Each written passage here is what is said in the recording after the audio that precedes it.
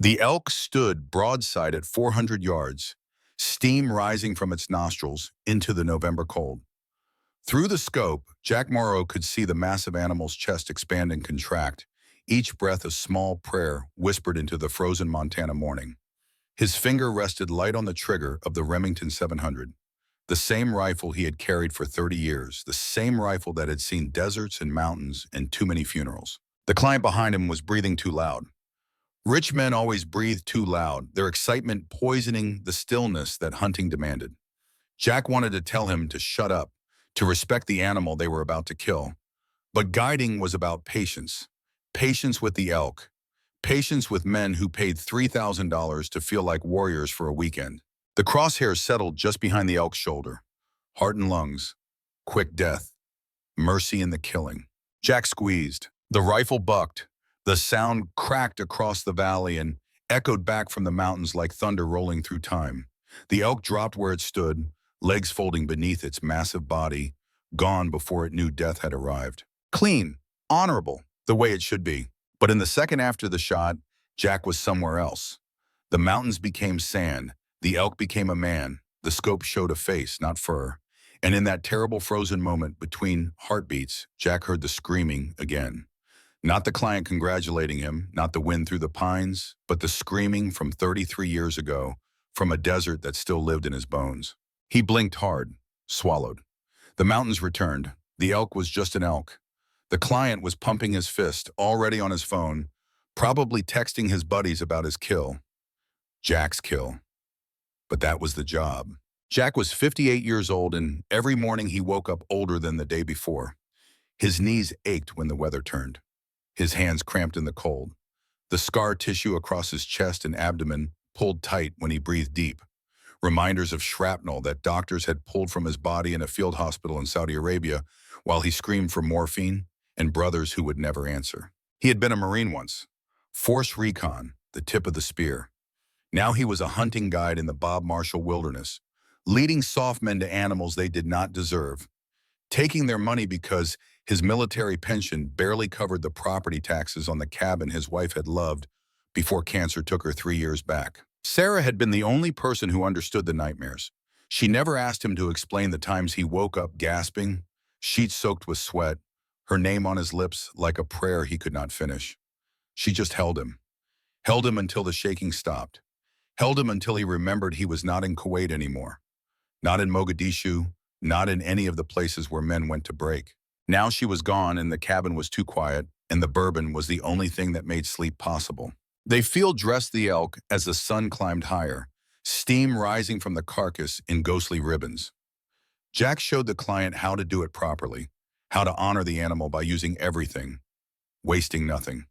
The client took photos with the dead elk's head propped up, tongue lolling, eyes already glazing. Jack looked away. He had seen too many dead eyes in his life. By noon, they had the meat quartered and loaded onto pack horses. The ride back to the trailhead took 3 hours, the client talking the whole way about his office in Denver, his ex-wife, his boat. Jack nodded when appropriate, said nothing. Men like this wanted an audience, not a conversation. They wanted someone to confirm they were alive, that they mattered, that killing something made them more than the sum of their mortgage payments and divorce settlements. At the truck, the client tipped him $200 cash and shook his hand too long, his grip soft as bread dough. Then he drove away in his Lexus SUV, the elk meat in a cooler in the back, and Jack was alone in the parking lot with the wind and the gathering clouds, and the weight of another day survived. His phone buzzed in his pocket. He almost ignored it. Most calls these days were scammers or bill collectors or the VA trying to get him to come in for appointments he never kept. But something made him look at the screen. Thomas Kane. The name hit him like a fist to the chest. Jack stared at it for 3 rings before answering. Ghost, he said, using the old call sign because some habits never died. Reaper. Thomas's voice was gravel and whiskey in years. Father Samuel is dying. He wants to see us, all of us. The world tilted. Jack leaned against the truck, his free hand pressed to the hood, cold metal grounding him. All of us? He managed. How many are left? A long silence. Too long. 6, Thomas said finally. 4 are gone. Mitchell in 03, Rodriguez in 10, Barnes in 18, Martinez just last night.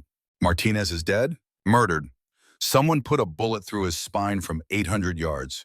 Found him in his driveway in Albuquerque. Clean shot, professional. Jack's mind was already moving, calculating, remembering. Victor Martinez had been their medic. Doc, the man who had stitched Jack back together after Mogadishu, who had saved his life twice in situations where death would have been easier. Doc had been 59 years old, married, 3 kids, living quiet in New Mexico. Who? Jack asked. We both know who. Thomas's voice dropped lower. The question is why now, after 33 years? Jack did not need to ask. They both knew. The Covenant had always been a sword hanging over all their heads, waiting for the moment when someone decided the past needed to be buried deeper than memory. When does Samuel want us? Jack asked. Tomorrow, Missoula, hospice care at St. Patrick. He's got maybe a week. Says he needs to see the Covenant before he goes. The Covenant. Jack had not heard those words spoken aloud in a decade. They tasted like ashes and blood. I'll be there, he said. Good, because Reaper, if someone's cleaning house, we're all targets. You understand what that means? Jack understood. He understood perfectly. Somewhere in the world, someone had decided that 6 old men who knew a secret were 6 men too many. I'll see you tomorrow, Ghost. He ended the call and stood in the empty parking lot as the first snowflakes began to fall. His hands were shaking. Not from cold, from something older and deeper, something that lived in his marrow and his scars and the dark spaces between his ribs, where Sarah used to press her head and listen to his heart and tell him it was still beating, still fighting, still refusing to quit. Jack climbed into his truck and drove the 40 miles back to his cabin. The road wound through pine forests and along the edges of cliffs, and he drove it on autopilot, his mind already somewhere else, already in 1991, already in the sand. Operation Redwood, the name that had been scrubbed from every official record, every after-action report, every classified file that mattered. The mission that never happened, the men who never died, the officer who never ran. Except it had happened, they had died, and he had run. The cabin was dark when Jack arrived. He did not turn on the lights. He poured 4 fingers of bourbon into a glass and sat at the kitchen table in the blackness, drinking slow, letting the burn clean his throat. On the wall across from him hung a photograph. 12 men in desert camouflage, arms around each other, grinning like they owned the world. The photo had been taken in March 1991, 5 days before Operation Redwood. 5 days before 4 of them died and the rest learned what betrayal tasted like. Jack had been 25 in that photo, lean and hard and certain that honor meant something, that following orders meant something, that the men who led them into darkness would lead them back out. He had been wrong. The bourbon bottle was half empty when his laptop chimed with an email notification. He ignored it for 10 minutes, then 20, then finally gave in and opened the computer. The subject line made his blood freeze. From Army Personnel Command Subject SFC, Daniel Morrow, missing in action status update. His son, Danny, 32 years old, Army Ranger, deployed to Afghanistan for his 4th tour.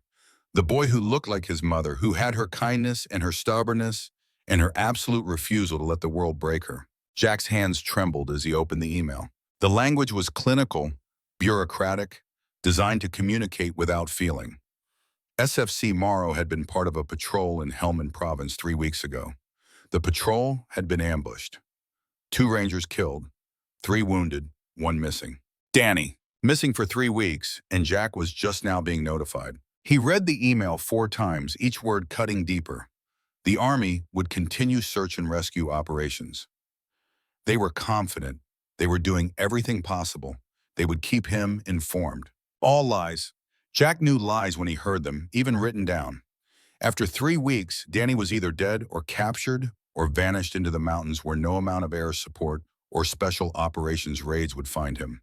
3 weeks in Taliban hands meant torture, meant video recordings, meant a body left on a roadside for someone to find and photograph and turn into propaganda.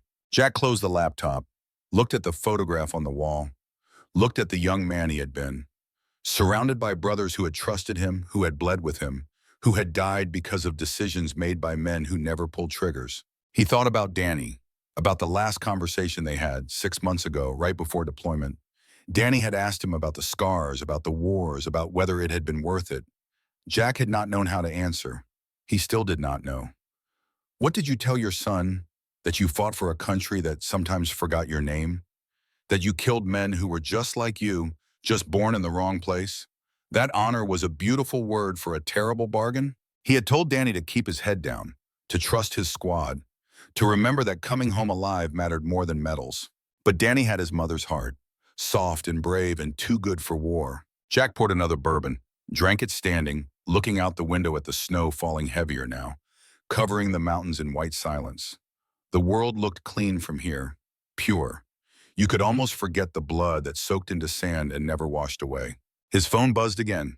A text this time, unknown number. The message was simple, direct. The kind of message you received when someone wanted you to understand a threat without wasting words. Your son knows about Redwood. Stay quiet and he lives. Talk and you bury another body. No signature, no demands, just the message and a photograph attached. Jack opened the photo with fingers gone numb. Danny, his boy, sitting in a concrete room, hands zip-tied behind his back, face bruised and swollen, one eye nearly shut, but alive. Staring at the camera with the same defiant expression Sarah used to give doctors who told her the cancer was terminal. Still fighting. The phone slipped from Jack's hand and clattered on the floor. He stood frozen, every nerve in his body screaming, every instinct howling. They had his son, not the Taliban, not some random insurgent cell, whoever had killed Martinez, whoever had been cleaning up the Covenant's loose ends for 33 years. And they were using Danny as leverage to keep Jack silent. The bourbon glass shattered against the wall. Jack did not remember throwing it. He was breathing hard, his heart hammering against his ribs, the scar tissue pulling tight. For a moment he was 25 again, lying in the sand with blood pooling beneath him, staring up at the sun while helicopters roared overhead and someone screamed his name. Then he was 58 again, alone in a dark cabin, his wife dead, his son captured, his brothers dying one by one. And the Covenant, the promise they had made in blood and grief and rage, was finally coming due. Jack picked up his phone from where it had fallen. He did not respond to the message. Instead, he opened his contacts and scrolled to a name he had not called in 10 years. Ernest Harrison. Pops. The oldest of them, the carpenter who had built half the houses in Whitefish and never talked about the war and lived alone since his wife died in 2019. The phone rang 6 times before a rough voice answered. Yeah, Pops, it's Jack. Silence, then a long exhale. I heard about Doc, Pops said. Figured you'd call eventually. Thomas is gathering the Covenant. Tomorrow. Missoula. Father Samuel is dying. I know, Thomas already called. I'm driving up tonight. Jack hesitated, then decided if they were all going to die anyway, they deserved to know everything. They have Danny, he said. My son. They're using him to keep me quiet. Another long silence. When Pop spoke again, his voice had changed. Harder. Colder. The voice of the man who had been 22 years old in the Gulf War, who had carried a SAW machine gun and mowed down an entire Iraqi platoon to save their extraction team. Then we don't stay quiet, Pop said. We burn it all down, the way we should have 33 years ago. Pops, they'll kill him. They'll kill him anyway, Jack. Men like that don't leave witnesses. You know it. I know it. The only question is whether we die on our knees or on our feet. Jack closed his eyes. Sarah's face appeared in the darkness behind his eyelids, smiling the way she used to smile when he came home from a hunt, when he was safe and whole and still pretending the past did not own him. She would tell him to save Danny, to do whatever it took, to sacrifice anything, anyone, everything. But Sarah had never understood the Covenant. She had never stood in the desert and watched men burn. She had never made a promise written in blood that to break it meant you were already dead inside. Tomorrow, Jack said, we decide together. Tomorrow, Pops agreed. And Jack, bring your rifle. I got a feeling we're going to need it. The call ended. Jack stood in his kitchen with snow falling outside and darkness pressing in, and the weight of every choice he had ever made settling on his shoulders like stones. He walked to his gun safe, opened it. Inside were 3 rifles, 2 pistols, and a wooden box he had not touched since Sarah's funeral. He lifted the box out carefully, his hand steadier now, purpose replacing panic. The box was cherry wood, handmade with brass hinges. Sarah had given it to him on their 10th anniversary. Inside, wrapped in oilcloth, was his old service pistol, a Colt 1911, .45 caliber, the same sidearm he had carried in the Gulf. The serial number had been filed off years ago. Officially, it did not exist. Beneath the pistol were other things. Dog tags, a purple heart he had never worn, a faded photograph of 12 men who used to be brothers. And at the very bottom, wrapped in a plastic evidence bag, was a small brass compass. Jack lifted the compass out, turned it over. Engraved on the back were numbers, 1983, then 123. October 23, 1983, the Beirut barracks bombing, the day 241 American servicemen died while they slept, murdered by a truck bomb that turned their barracks into a tomb. The compass had belonged to Lieutenant Marcus Hale, the officer who had commanded them in Operation Redwood. Hale had shown it to them before the mission, told them it had belonged to his father, a Marine who died in Beirut, told them he carried it for luck, for remembrance, for honor. Hale had left the compass behind when he ran, when he abandoned Alpha Team to die in the sand while he drove away with the hostages and his future and his coward soul. Jack had found it later, half buried in the sand where Hale's Humvee had been parked. He had kept it as evidence, as proof, as the one piece of physical connection to the man who had destroyed them all. And now, 33 years later, that man was still out there, still breathing, still powerful enough to have 6 old veterans murdered to protect a lie. Jack closed the box, locked the safe, walked back to the kitchen, and poured another bourbon. Outside, the snow fell heavier. The mountains disappeared into white. The world became small and quiet and cold. Somewhere in Afghanistan, his son was bleeding in a concrete room, waiting for a father who had failed him the way Jack's own commanders had failed him. Somewhere in America, 5 old men were packing bags and loading rifles and preparing to honor a covenant made in grief and rage. And somewhere in an office with leather chairs and mahogany desks, a man who had once been a Marine lieutenant was making phone calls, giving orders, arranging accidents for men whose only crime was remembering. Jack raised his glass to the photograph on the wall, to the 12 men grinning like they owned the world, to Mitchell, who had eaten his gun in 2003, to Rodriguez, who had wrapped his car around a telephone pole in 2010, to Barnes, who had wasted away from cancer in 2018, to Martinez, who had died yesterday with a bullet in his spine. Tomorrow, Jack whispered to the ghosts, tomorrow we make this right.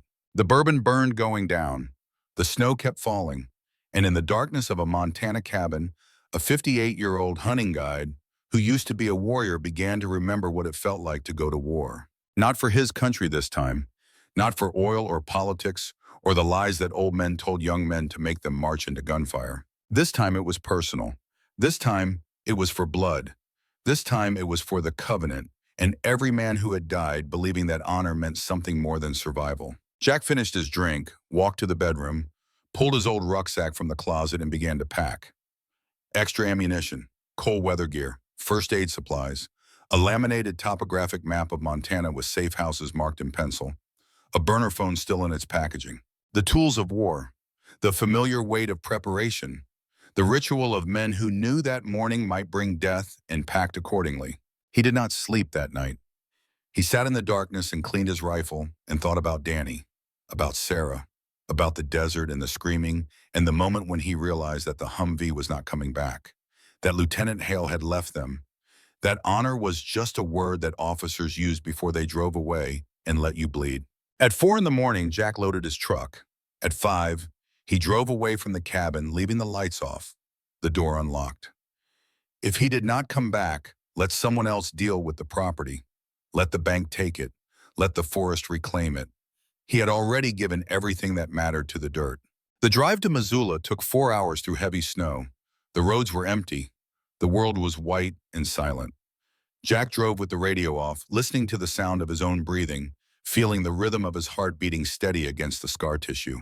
He thought about the covenant, about the day they had made it, 6 months after Operation Redwood, gathered in a church basement in Jacksonville, while Father Samuel presided over them like they were taking communion.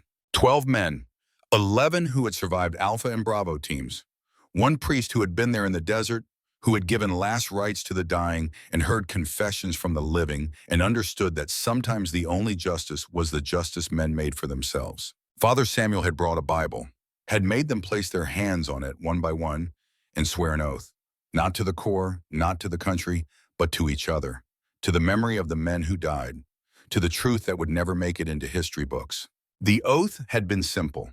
If Lieutenant Marcus Hale ever rose to power, ever tried to profit from the men he had abandoned, the Covenant would act. They would expose him. And if exposure was not enough, they would end him. For 33 years, Hale had been careful. He had left the military, gone into politics, built a career on his war record, on the story of a heroic lieutenant who saved 3 hostages in the chaos of Desert Storm. He became a congressman, then a senator. Now, according to news Jack had been carefully not watching, he was being considered for vice president. The man who had abandoned them was going to stand one heartbeat away from the presidency. And the covenant, the promise made in blood and witnessed by God, was finally terribly relevant again. Jack arrived in Missoula just after 9 in the morning. St. Patrick Hospital sat on a hill overlooking the city, red brick and glass catching the weak winter sun. He parked in the visitor lot and sat in his truck for 5 minutes, gathering himself. Then he walked inside, took the elevator to the 4th floor. Hospice care. The hallway smelled like flowers trying to cover death. A nurse directed him to room 412. The door was already open. Inside, 5 men sat in chairs arranged in a semicircle around a hospital bed. They turned as Jack entered, and for a moment time collapsed, and they were all 25 again. All invincible, all stupid enough to believe in happy endings. Then the moment passed, and they were just old men with gray hair and soft bodies and eyes that had seen too much. Thomas Kane stood first. Ghost. 61 years old, still wearing his sheriff's uniform from Granite County, the badge tarnished and the leather belt creaking when he moved. His face was carved from stone, all hard angles and weathered lines. The face of a man who had spent 30 years enforcing law in a place where law was just a suggestion that kept chaos at arm's length. They shook hands. No words. What was there to say? They had bled together. That was language enough. Ernest Harrison sat in the corner. Pops, 63, and broad as a barn door, his carpenter's hands scarred and thick. Carlos Mendez beside him, 60 years old and still wearing dirt under his fingernails from the farm in Kansas that 5 generations of his family had worked. Ray Wilson, tiny, 59 and 280 pounds, his truck driver's gut pressing against a pearl snap shirt. David Chen, 57 and slight, the high school teacher who had spent 30 years trying to make kids understand that history mattered even when it was ugly.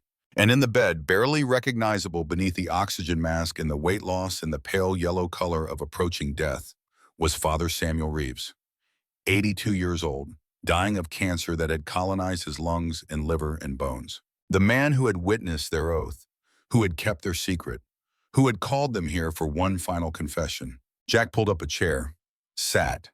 The 6 of them formed a circle around the bed, and for a long moment no one spoke. Outside, snow fell past the window. Inside, the only sound was the hiss of oxygen and the beep of monitors counting down a life in mechanical increments. Father Samuel opened his eyes, looked at each of them in turn.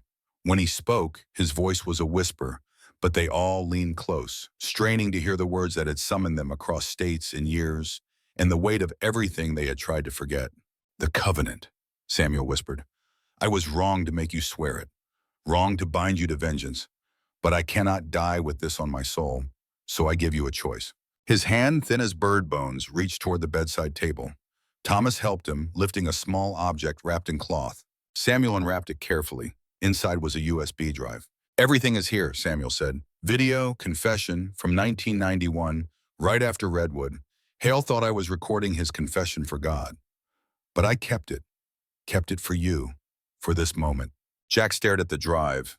Such a small thing, plastic and circuits and memory. But inside it, the truth. The words that could destroy a senator, that could stop a vice president, that could finally, after 33 years, give the dead men what they deserved. "Justice." "Play it," Jack said. Thomas pulled out a laptop, connected the drive. The screen flickered to life. And there, young and bloody and shaking, was Lieutenant Marcus Hale, 28 years old in 1991. The desert camouflage still stained with sand and blood, his face haggard, his eyes hollow. Father Samuel's voice came from off camera, gentle and coaxing. "Tell me what happened, son. Tell God. He forgives all sins." Hale looked directly into the camera, into the future, into this moment. "I left them," he said, his voice breaking. 4 men, Alpha Team. I made the call. Mission over men. The hostages were worth more. The senator's daughter. I had orders, unofficial, but orders. Get her out at any cost.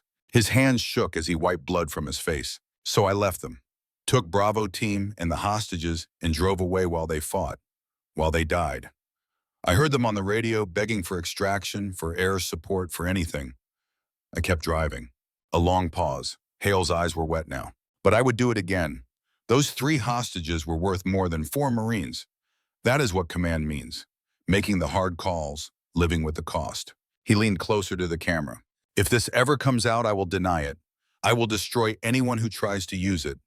I will bury you all, because I did what had to be done, and I will not apologize for survival. The video ended. The screen went black. The 6 men sat in silence, the weight of those words pressing down like atmosphere, like the ocean, like all the years between then and now collapsing into this single moment. Finally, Pop spoke. His voice was flat, dead. I vote we kill him. The words hung in the air like gun smoke. Pops had said them quietly, without drama, the way a man might comment on the weather or the price of lumber. I vote we kill him. 5 other men sat motionless in that hospice room, the only sound the mechanical hiss of oxygen feeding into Father Samuel's lungs and the distant beep of monitors measuring what remained of a life. Jack looked at Pops. 63 years old, hands like sledgehammers, eyes that had gone flat and distant the way they used to get in the desert when the shooting started. Those were the eyes of a man who had made peace with violence a long time ago, who understood that some problems could not be solved with words or laws or the patient turning of wheels within wheels. Thomas shifted in his chair, the leather of his gun belt creaking. Ghost still wore his sheriff's badge, still carried the weight of 30 years enforcing order in Granite County, but his face showed something Jack recognized. The look of a man caught between what the law said and what his blood demanded. Carlos Mendez crossed himself, his farmer's hands shaking slightly. 60 years old, and he still believed in God, still went to Mass every Sunday, still thought prayer could wash away the stains that soaked so deep no soap could touch them. But his wife was dead, killed in a hit and run that was no accident, and faith had limits when it came to vengeance. Tiny sat silent, all 280 pounds of him compressed into a chair too small for his frame. The truck driver who had seen every highway in America, who knew the rhythm of distance and solitude, who understood that some journeys had no return trip. His face showed nothing, but his hands were clenched white on the armrests. David Chen, the teacher, looked down at his shoes. 57 years old, and he had spent 3 decades trying to explain to children why history mattered, why the past was not dead, why the things men did in darkness eventually found light. Now he sat in a hospital room while other men discussed murder, and his silence was its own kind of vote. Father Samuel's eyes moved from face to face, reading them the way a priest reads souls. When he spoke, his voice was barely a whisper, each word costing him breath he could not afford. The covenant was never about killing. It was about truth, about making sure their deaths meant something. Pops leaned forward, elbows on his knees. Truth didn't save Martinez. Truth didn't stop whoever put a bullet in his spine. We've been waiting 33 years for truth to matter, Father. Meanwhile, Hale's about to become vice president, and we're dying one by one. 4 of us are already dead, Tiny said, speaking for the first time. His voice was low, rumbling like distant thunder. Mitchell, Rodriguez, Barnes, Doc, how many more before we act? Thomas stood, walked to the window, looked out at the snow falling on Missoula. When he turned back, his face was carved from stone. I need to tell you something, all of you, something I should have said 10 years ago. Jack felt ice form in his stomach. He knew that tone. That was the voice of confession, of secrets too heavy to carry alone anymore. Hale found me in 2015, Thomas said. My wife had cancer, stage 4. The treatments, the experimental drugs, none of it was covered by insurance. I was drowning in medical debt, about to lose everything. He paused, his jaw working. Hale sent someone, offered me $2 million. All I had to do was keep him informed. If any of you contacted each other, if anyone started asking questions about Redwood, he called it insurance. I called it survival. The silence that followed was absolute. Even the machines seemed to hold their breath. I took the money, Thomas continued, his voice hollow. Told myself it was just information, that I wasn't really betraying anyone. My wife died anyway 6 months later, and I've been living with that blood money ever since. Carlos stood up so fast his chair fell over. You told him about the meeting, about Father Samuel calling us together. It was not a question. Thomas nodded, his face gray. I reported it yesterday morning, before I called Jack. By the time Doc drove home from the meeting, someone was already in position. 800 yards, one shot, professional. Jack's hands were shaking. He gripped the arms of his chair until his knuckles went white, fighting the urge to cross the room and put his fist through Thomas's face, through his brother's face, through Ghost's face. Pop stood slowly, his movements deliberate. He pulled something from his jacket pocket, a folding knife, worn and old, the handle wrapped in cord. He opened it with a soft click. You know what the covenant says about betrayal, Pop said quietly. Thomas did not move, did not reach for the pistol on his hip. He just stood there, looking at the knife, and nodded. I know. Father Samuel's hand lifted from the bed, trembling with effort. Stop. The single word carried weight beyond its sound. Pops hesitated, knife still open, pointed at nothing and everything. He betrayed us, Pop said. He confessed, Samuel whispered. In front of God and all of you. That takes more courage than dying. Doc's dead because of him. Doc's dead because of Hale, because of a system that makes men choose between their brothers and their families. Do not let that system make you into what you hate. Jack stood, walked to Thomas. They were the same height, though Thomas had 20 pounds on him now, the weight of years and desk work and guilt. Jack looked into eyes he had known for 33 years, eyes that had watched his back in firefights and held him when he screamed in field hospitals and stood beside him at Sarah's funeral. Then he hit him, one punch, straight and clean, connecting with Thomas's jaw with a sound like a hammer on meat. Thomas went down hard, his head bouncing off the linoleum, blood already running from his split lip. Jack stood over him, fists still clenched, breathing hard. That's for Doc, for Carlos's wife, for everyone who died because you were weak. He reached down, grabbed Thomas's shirt, hauled him to his feet. Now get up, because killing you would be mercy, and you don't deserve mercy. You're going to live with this. You're going to fix it. And if you can't fix it, you're going to die trying. Thomas wiped blood from his mouth, nodded once. Understood. Jack released him, stepped back. His hand throbbed. He had forgotten how much punching someone hurt when you were 58 years old and your knuckles were full of arthritis. Pops closed his knife, returned it to his pocket. Carlos picked up his fallen chair, sat down heavily. Tiny exhaled slowly, his massive frame relaxing by degrees. David Chen looked up from his shoes, his expression unreadable. Father Samuel's breathing had grown labored, the effort of watching them nearly too much. A nurse appeared in the doorway, took one look at the room full of hard men and the blood on the floor, and quietly left. There is more, Samuel whispered, more you need to know. He gestured weakly at the bedside table. Thomas, moving carefully, opened the drawer and pulled out a manila envelope, old and worn at the edges.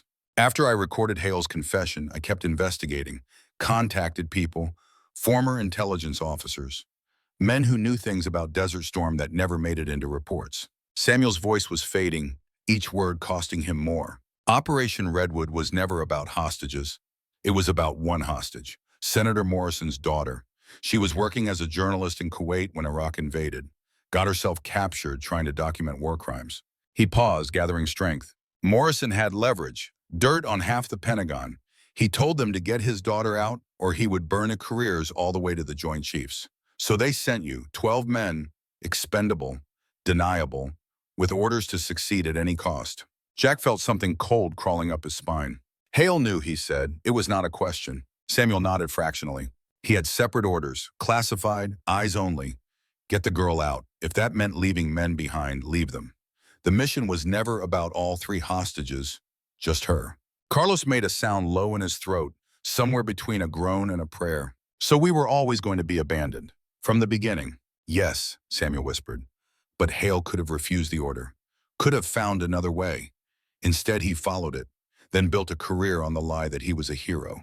The envelope contained photographs, documents, pages of notes in Samuel's careful handwriting.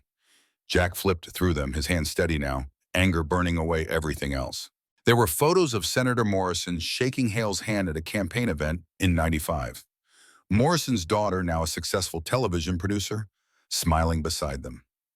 Articles about Hale's political rise, each one mentioning his decorated military service, his heroic rescue mission, his leadership under fire. All of it built on the bodies of 4 men who died in the sand while their lieutenant drove away. Morrison's dead now, Samuel said. Heart attack in 2019. But his daughter is still alive, still powerful, still connected. She's the one who's been protecting Hale all these years, making sure nothing about Redwood surfaces.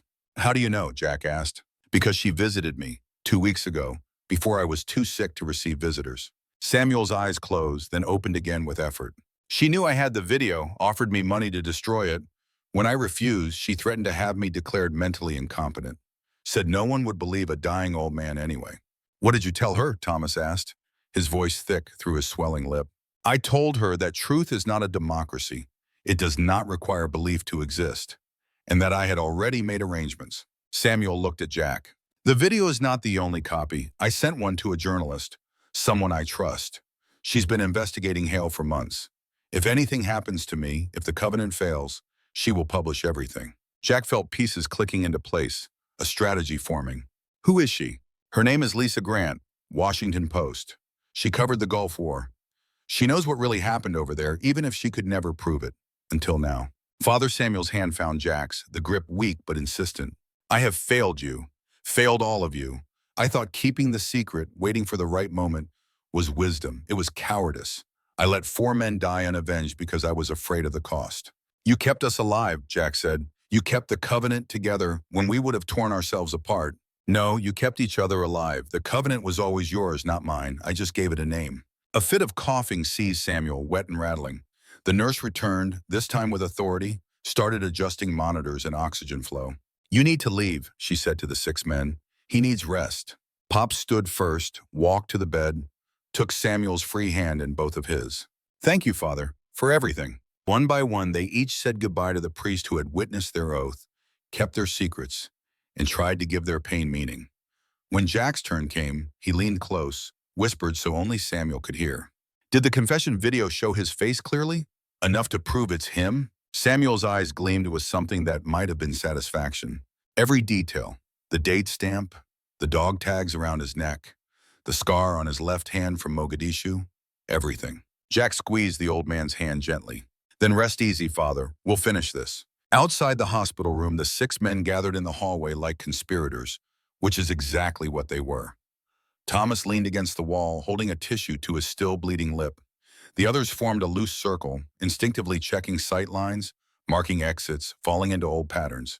We need a plan, Carlos said. We can't just walk up and shoot a senator. Why not? Tiny asked. Worked fine for Booth? Booth died running, David Chen said quietly, and became a footnote to a greater man's story. Is that what you want? To be the crazy veteran who assassinated a political candidate? Jack pulled out his phone, the burner he had activated this morning.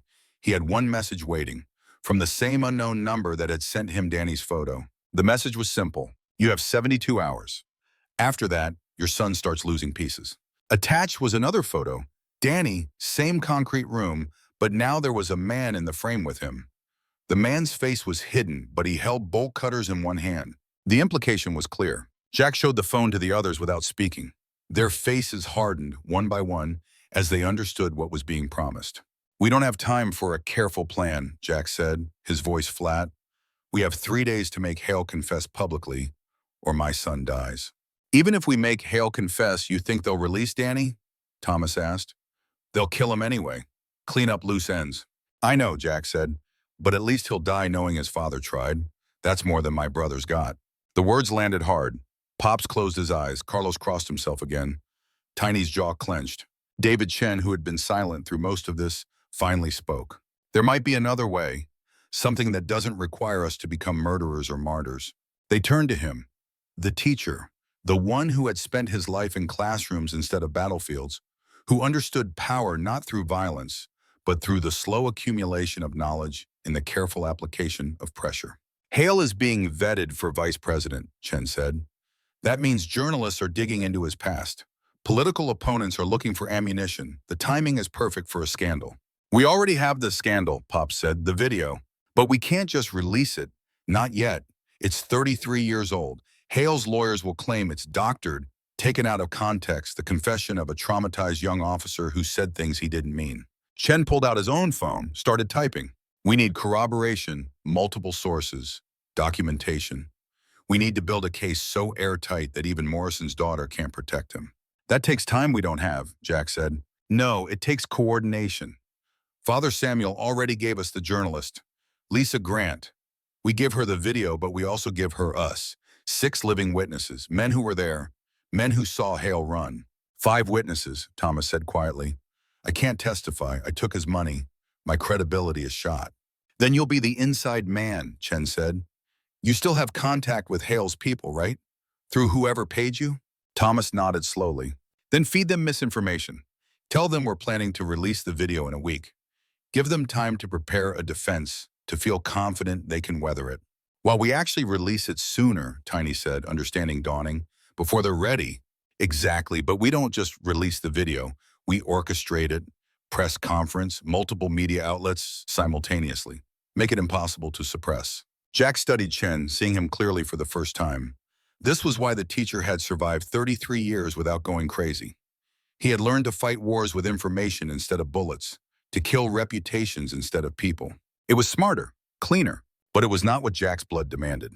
Even if we destroy Hale's career, Jack said, that doesn't get Danny back. Whoever's holding him works for Morrison's daughter, not Hale. They won't care if he goes down. Then we need leverage against her too, Chen said. Find out what she's afraid of, what she values more than protecting Hale. Pops laughed, short and bitter. You're talking about blackmailing one of the most powerful media executives in America. While we're wanted men, while they're hunting us. Not wanted yet, Thomas said. I checked. No warrants, no APBs. They're keeping this quiet. Because they don't want attention, Chen said. Think about it. If 6 veterans suddenly started dying in mysterious accidents, people would ask questions. Especially now with Hale being vetted. They're trying to be surgical. Quiet. Doc wasn't quiet, Carlos said. 800-yard shot in his own driveway. Doc was a message. To make us afraid. To make us scatter. Jack looked at the 5 men around him. These were his brothers. The ones who had survived when others died. The ones who had kept the secret, carried the weight, lived with the nightmares for 33 years. They were old now, soft in ways that would have gotten them killed in the desert. But their eyes were the same eyes that had stared down death and refused to blink. We split up, Jack said. Targets and tasks. Carlos, you go home to Kansas. Be with your family. If anyone comes for you, you're surrounded by 5 sons and 12 grandsons who all know how to shoot. You'll be safer there than anywhere. Carlos nodded, relief and shame warring on his face. Tiny, you disappear. Take your truck, pick a highway, keep moving. You're hardest to pin down if you're always in motion. Where do I go? Anywhere that's not here. Check in every 12 hours on a burner. If you miss a check-in, we assume you're compromised. Tiny pulled his keys from his pocket, ready to move. David, you're our researcher. Get everything you can on Morrison's daughter, her businesses, her enemies, her secrets. Somewhere in her life is a pressure point. Find it. Chen nodded, already mentally cataloging databases and sources. Pops, you're with me. We're going to D.C. to meet Lisa Grant. Give her the video, tell her the story, make sure she understands what's at stake. And me? Thomas asked. Jack looked at him for a long moment. Blood still seeped from his split lip. His left eye was starting to swell. But he stood straight, meeting Jack's gaze without flinching. You do what you do best, Jack said. You play both sides. You tell Hale's people that we're falling apart, that the meeting with Father Samuel was a disaster, that half of us want to forget the whole thing. Lie to them. Convince them we're not a threat. Buy us time. Thomas touched his jaw gingerly, winced. I can do that. They stood in a hospital hallway in Missoula, Montana, 6 old men planning to go to war against a senator and the invisible machinery that protected him. It should have felt absurd. It should have felt impossible. Instead, it felt inevitable. This was what the Covenant had always been leading toward. Not peace, not closure, but this moment when old men with nothing left to lose decided that some lies were too big to swallow and some betrayals too deep to forgive. Jack pulled out the compass he had carried since 1991, Hale's compass, with the Beirut date engraved on the back. He had kept it as evidence, yes, but also as a reminder that even good men could choose cowardice. That honor was not inherited, it was earned, and it could be lost in a single moment of weakness. He held it out. The other 5 men looked at it, understanding. This belonged to Hale. I found it in the sand after he left us.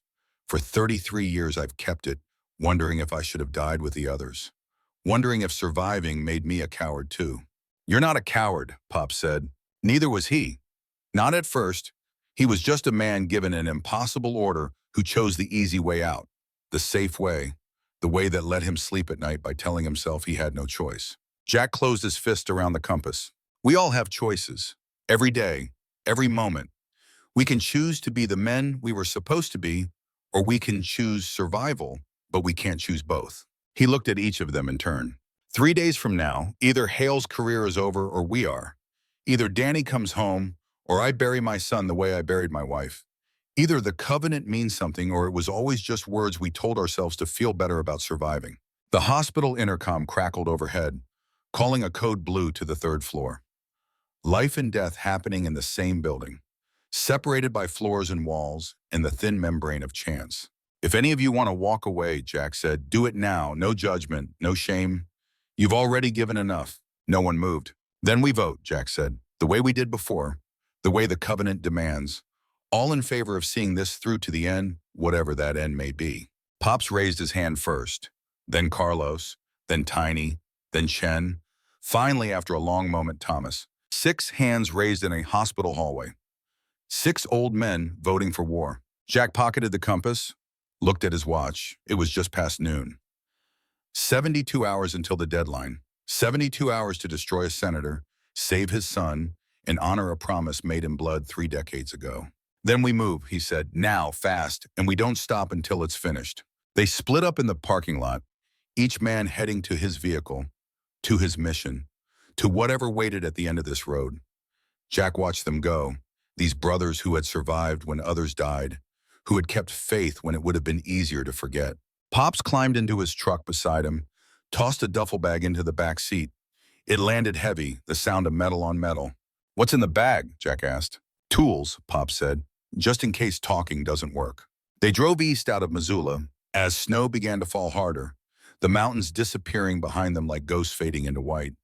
The truck's heater rattled and coughed, fighting against the cold. Neither man spoke for the first hour, both lost in thoughts too heavy for words. Finally, Pops broke the silence. You really think we can win this? Jack kept his eyes on the road, on the white line disappearing under the hood. I think we can make them bleed.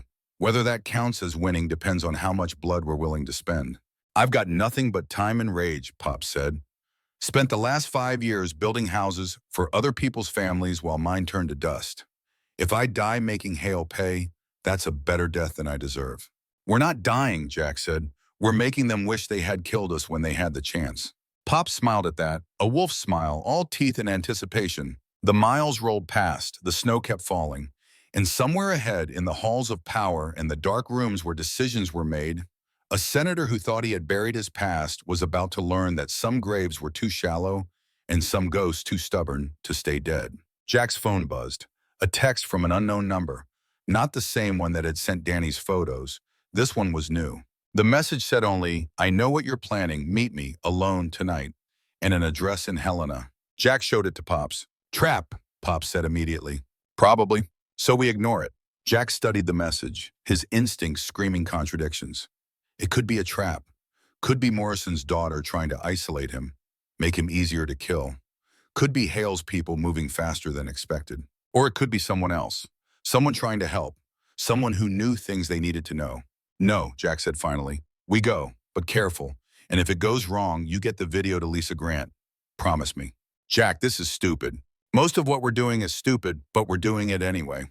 Pops was quiet for a long moment, then nodded. Your funeral. Hopefully not yet. They drove through the afternoon and into evening, the winter sun setting early, painting the snow red and gold before darkness swallowed everything. By the time they reached Helena, it was full night, the city lights reflecting off low clouds, turning the sky orange and surreal. The address was a bar on the north side of town, the kind of place where construction workers and truck drivers drank after shifts, where the pool table was scarred and the jukebox played nothing newer than 95. Jack parked a block away, checked his pistol, and climbed out into the cold. Pops stayed in the truck, engine running, ready to move fast if needed. Inside, the bar smelled like beer and fried food, and decades of cigarette smoke baked into the walls. A dozen men occupied the space, none of them looking up as Jack entered. He scanned faces, looking for threats, for anyone paying too much attention. Then he saw her, sitting alone in a booth in the back corner, a woman in her 60s, gray hair pulled back, wearing a jacket that looked government issue. She had a laptop open in front of her and a cup of coffee going cold at her elbow. When she looked up and met his eyes, Jack knew immediately who she was, even though they had never met. She had her father's eyes, Senator Morrison's eyes, and she was smiling. She had her father's eyes, but not his cruelty. Jack could see that immediately as he slid into the booth across from her, his hand still resting near the pistol concealed under his jacket. The woman closed her laptop carefully, deliberate movements, and pushed the cold coffee aside. Outside the bar's grimy windows, snow fell in thick curtains, muffling the city, turning Helena into something isolated and strange. Her name was Catherine Morrison, though she had built her career under her married name, Catherine Webb. 62 years old, according to the research David Chen would be doing right now, producer and executive at one of the major networks, powerful enough to make careers or destroy them with a phone call. The woman Jack had been told was protecting Hale, erasing evidence, making witnesses disappear. But the woman sitting across from him did not look like a killer. She looked tired, worn down, like someone who had been carrying a weight for too long and finally understood it was going to crush her. "You're wondering why I'm here," she said. Her voice was steady, educated, the kind of voice that commanded boardrooms and conference calls. "Why I'd expose myself to a man who has every reason to hate me." Jack said nothing. Let the silence work. Let her fill it. She reached into her jacket slowly, watching his hand tense near his weapon, and pulled out a photograph. Set it on the table between them. The photo was old, faded, the colors washed out by time. It showed three people, a younger Catherine, maybe 25, wearing a press vest and looking sunburned and exhausted. Beside her stood two men in desert camouflage. One was Lieutenant Marcus Hale. The other was a Marine Jack recognized, even though he had been dead for 33 years. Corporal James Mitchell, the first member of Alpha Team to die in the sand, the man who had eaten his gun in 2003 because the nightmares never stopped. "I was there," Catherine said quietly, "in Kuwait, when your team came for us. I saw what happened." Jack's throat went tight. His fingers gripped the edge of the table. "You saw Hale leave us. I saw everything. I begged him not to go, told him to wait for air support, to call for backup, to do anything except leave 4 men to die. But my father's orders were explicit. Get me out at any cost." And Marcus Hale was the kind of officer who followed orders. She touched the photograph gently, her finger tracing Mitchell's face. "This man saved my life. When the building we were held in started taking fire, he covered me with his own body, took shrapnel meant for me, and then hours later, I was driven away while he stayed behind to die. Why are you telling me this?" Catherine looked up, met his eyes directly. "Because I'm the reason you have been hunted. I'm the reason Martinez is dead. Carlos's wife is dead. The others have been dying in accidents that weren't accidents, and I'm here to tell you it stops now." Jack studied her face, looking for the lie, the manipulation, the trap. Found only exhaustion and something that looked like shame. "You're Morrison's daughter. You've spent 33 years protecting Hale, making sure Redwood stayed buried. Thomas Kane told me about the money, the threats, the whole machine keeping us quiet. I protected Marcus because I felt I owed him. He saved my life, even if it cost other lives to do it. I thought keeping the secret was honoring that debt. I was wrong." She pulled out her phone, tapped the screen, turned it toward Jack. On the display was a video call. The camera showed a concrete room, harsh lighting, a man zip-tied to a chair. "Danny." Jack's world stopped. His son was alive, bruised and battered, but alive, staring at the camera with eyes that were still defiant, still fighting. "Dad?" Danny's voice came through, tinny and distant. "Don't believe whatever they tell you. Don't give them anything." Catherine ended the call before Jack could respond. She set the phone on the table between them, screen down. "Your son is being held at a facility in Virginia, a black site run by private contractors I hired 6 months ago when I learned the Covenant was becoming active again. When Father Samuel started reaching out to the survivors." Jack's hand moved toward his pistol. Catherine did not flinch. "Before you shoot me, understand this. I came here to give you what you want. Your son's location. Full access. I'm calling off the contractors tonight." "Why?" "Because I watched the video. The confession Father Samuel recorded in 1991. I watched Marcus Hale admit he abandoned your team, that he'd do it again, that he'd destroy anyone who tried to expose him. and I realized I've been protecting a coward while good men died. She slid a piece of paper across the table, an address in rural Virginia, coordinates, security details, guard rotations, everything you need to get Danny out. My people will stand down at midnight. You'll have a 6-hour window before the next shift arrives. After that, the facility will be clean. No evidence you were ever there. Jack took the paper, his mind racing through possibilities, angles, traps within traps. What do you get out of this? Absolution, maybe, or just the ability to sleep at night. I don't know anymore. Catherine stood, preparing to leave. There's something else you should know. Marcus Hale didn't just follow orders in 1991. He's still following them, still making the same choices. What do you mean? 2 weeks ago, Hale came to me, told me the Covenant was becoming a problem, asked me to eliminate the remaining members, all 6 of you. He said it was necessary for national security, for his political future, for protecting classified operations. And you said yes. I said I'd handle it, but I didn't say how. Martinez's death wasn't supposed to happen. That was Hale's own people, moving faster than I expected, trying to force my hand. Catherine pulled her coat tighter, glanced toward the door. You have 72 hours to destroy him before he's confirmed as vice president. After that, he'll be untouchable, protected by Secret Service, insulated by power, too important to fail. If you're going to act, it has to be now. She walked toward the exit, then paused, looked back. My father died believing he'd protected me, that the 4 men who died in Kuwait were a price worth paying to get his daughter home safe.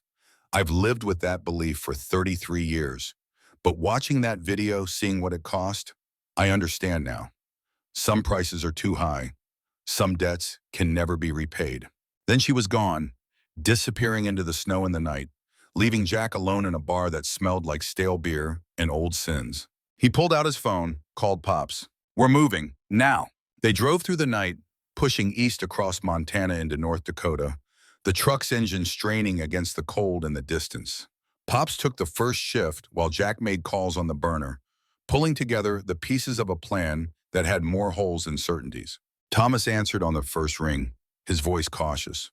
Reaper? Catherine Morrison just gave me Danny's location, Black Site in Virginia. She says her people will stand down at midnight. Silence on the line, then Thomas's voice, tight with suspicion. It's a trap. Maybe. Probably, but it's the only chance we have. You can't go in there, even if she's telling the truth. You're one man against a fortified position. You'll die. Then I die getting my son out instead of hiding in Montana waiting for them to come for me. That's a better death than I deserve. Another pause. Jack could hear Thomas breathing, thinking, weighing options the way he used to weigh tactical decisions in the desert. What do you need from me? Thomas asked finally. I need you to contact Lisa Grant at the Post. Give her the video. Tell her the whole story, but don't release it yet. I need 48 hours. Why the delay? Because if we release it now, Hale will know we're coming. He'll move resources, tighten security, maybe kill Danny just to eliminate leverage. We need him confident. We need him thinking he's won. Thomas was quiet for a moment, then spoke carefully. You're going to use Danny as bait. I'm going to use myself as bait. Danny's just insurance. That's suicide, Jack. No, suicide is doing nothing. This is war. He ended the call, looked at Pops behind the wheel. The old carpenter's face was set hard, his knuckles white on the steering wheel. You heard all that? Jack asked. I heard, and I'm thinking you're about as smart as a box of rocks. But I'm also thinking I didn't drive all night just to turn around. They stopped at a truck stop in Bismarck to refuel and eat. The diner was nearly empty at 4 in the morning. Just a tired waitress and 2 long-haul truckers hunched over coffee. Jack and Pops took a booth in the back, ordered eggs and toast neither of them wanted, and spread a map on the table. The black site Catherine had identified was in the Shenandoah Valley, remote enough to be invisible, close enough to DC to be convenient. The coordinates put it on what looked like old farmland, probably a defunct CIA training facility or a contractor's private compound. 6-hour window, Pop said, tracing routes with his finger. Figure an hour to breach and clear, an hour to extract Danny. That leaves 4 hours for things to go wrong. Things will go wrong, Jack said. They always do. So we planned for chaos. They spent the next hour drawing up contingencies, backup plans, emergency extractions. It was the old ritual, the familiar dance of men preparing for violence. Jack felt muscle memory taking over, his mind shifting into combat mode. That cold clarity that came when death stopped being hypothetical and became a schedule. His phone buzzed, a text from David Chen. Found something.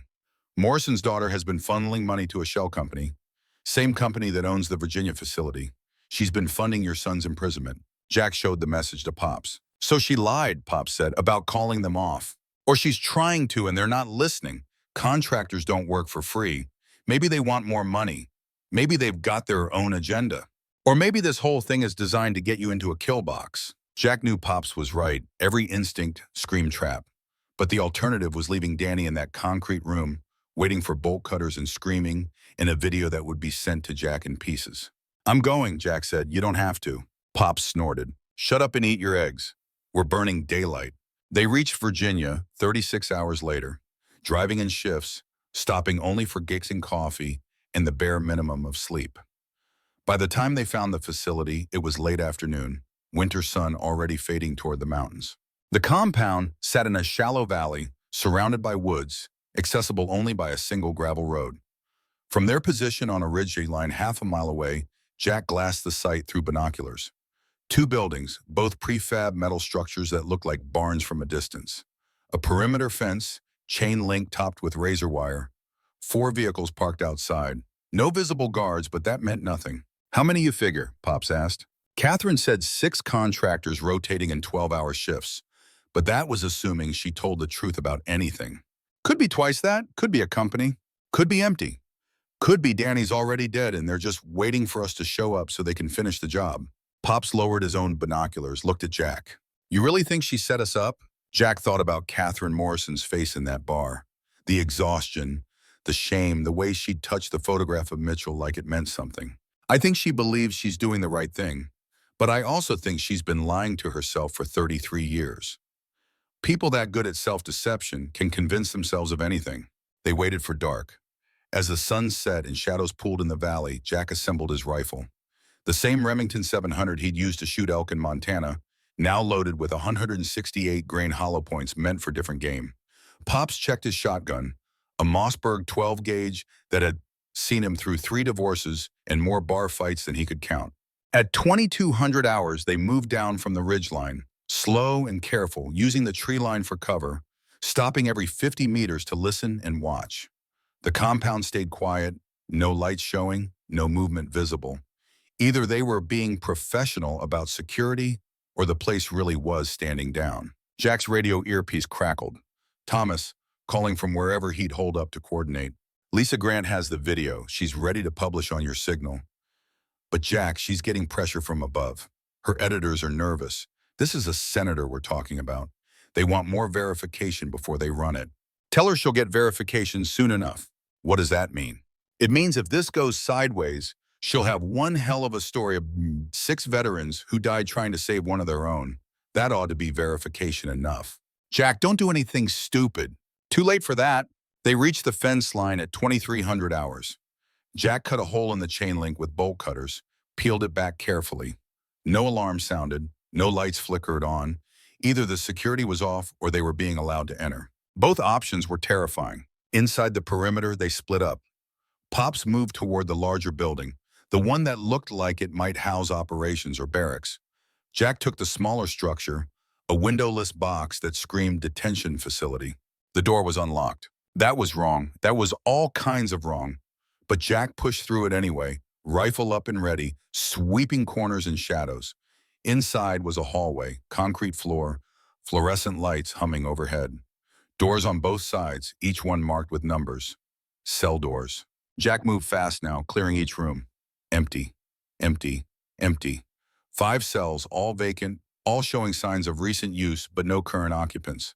At the end of the hall was the 6th door. This one had a small window, reinforced glass, scratched and cloudy. Through it, Jack could see a figure slumped in a chair. Danny! Jack's hands shook as he worked the lock. It clicked open too easily, like everything else. Like the whole place was designed to make this simple. He pushed through the door, rifle leading, and saw his son clearly for the first time in 6 months. Danny looked up, his face a mess of bruises and cuts, his hands still zip-tied to the chair. But his eyes were clear, focused, alive. "Dad," he said, his voice rough, "it's a trap. They knew you were coming. This whole thing is staged." "I know, but I'm getting you out anyway." Jack cut the zip ties with his knife, helped Danny stand. His son was wobbly, malnourished, but he could walk. That was enough. "How many guards?" Jack asked. "None. They all left 2 hours ago. Just walked out. Left me here like I didn't matter anymore." That confirmed it. Catherine had told the truth about standing down her people. But that just raised more questions. Why make it easy? Why give up leverage? The answer hit Jack like a fist. Because they didn't need Danny as leverage anymore. They'd already gotten what they wanted. His radio crackled. "Pops," his voice urgent. "Reaper, you need to see this. North building, now." Jack helped Danny out of the cell, down the hallway, out into the cold night air.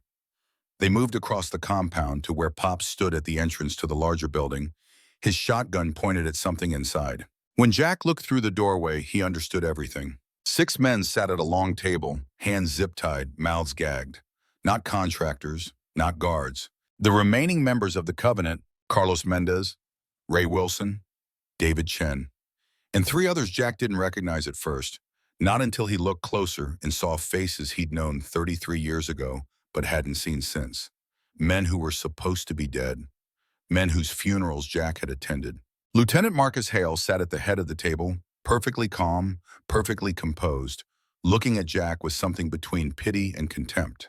And standing behind Hale, her hand resting on his shoulder like a benediction, was Catherine Morrison. "I'm sorry," she said, and this time Jack could hear the lie underneath, could hear how practiced it was, how many times she'd used that phrase to justify what came next. "I really am, but some secrets are more important than individual lives." Jack's rifle came up, centered on Hale's chest. "Let them go." "I can't do that. They know too much. They've always known too much. And now that the video is out there, now that the truth is starting to leak, they become unacceptable risks." "The video isn't out. We held it back." Catherine smiled sadly. "I know. That's why I'm here, to make sure it never gets out. By morning, all of you will have died in a tragic accident. Gas leak probably, or maybe a fire. The details don't matter. What matters is that there won't be anyone left to corroborate Father Samuel's video. Without living witnesses, it's just the confused ramblings of a dying old man." Jack's finger tightened on the trigger. One shot, center mass, end Hale's life, and at least accomplish that much before whatever came next. But Danny stepped forward, placed his hand on Jack's rifle, pushed the barrel down gently. "Don't," Danny said. "That's what they want. You kill him, you become the criminal, the crazy veteran who murdered a senator. Everything you fought for gets buried under that story." "He's right," Pops said quietly. "We shoot our way out of this. We're just proving we're dangerous, unstable. Everything they've been saying about us." Jack looked at the 6 men tied to chairs. His brothers. The men who'd survived 33 years only to end up here in a black site in Virginia, waiting to be erased. "What's the play then?" Jack asked. "We surrender? Let them kill us quietly?" "No," Danny said. "We give them what they really want." "Which is?" "A confession, but not from them, from us." Jack looked at his son, saw Sarah's stubbornness in his eyes, her refusal to give up even when giving up was the smart choice. "Explain." Danny pulled out his phone. He'd had it in his pocket the whole time, hidden from his captors, kept as insurance. He tapped the screen and Jack saw the red dot of a live stream.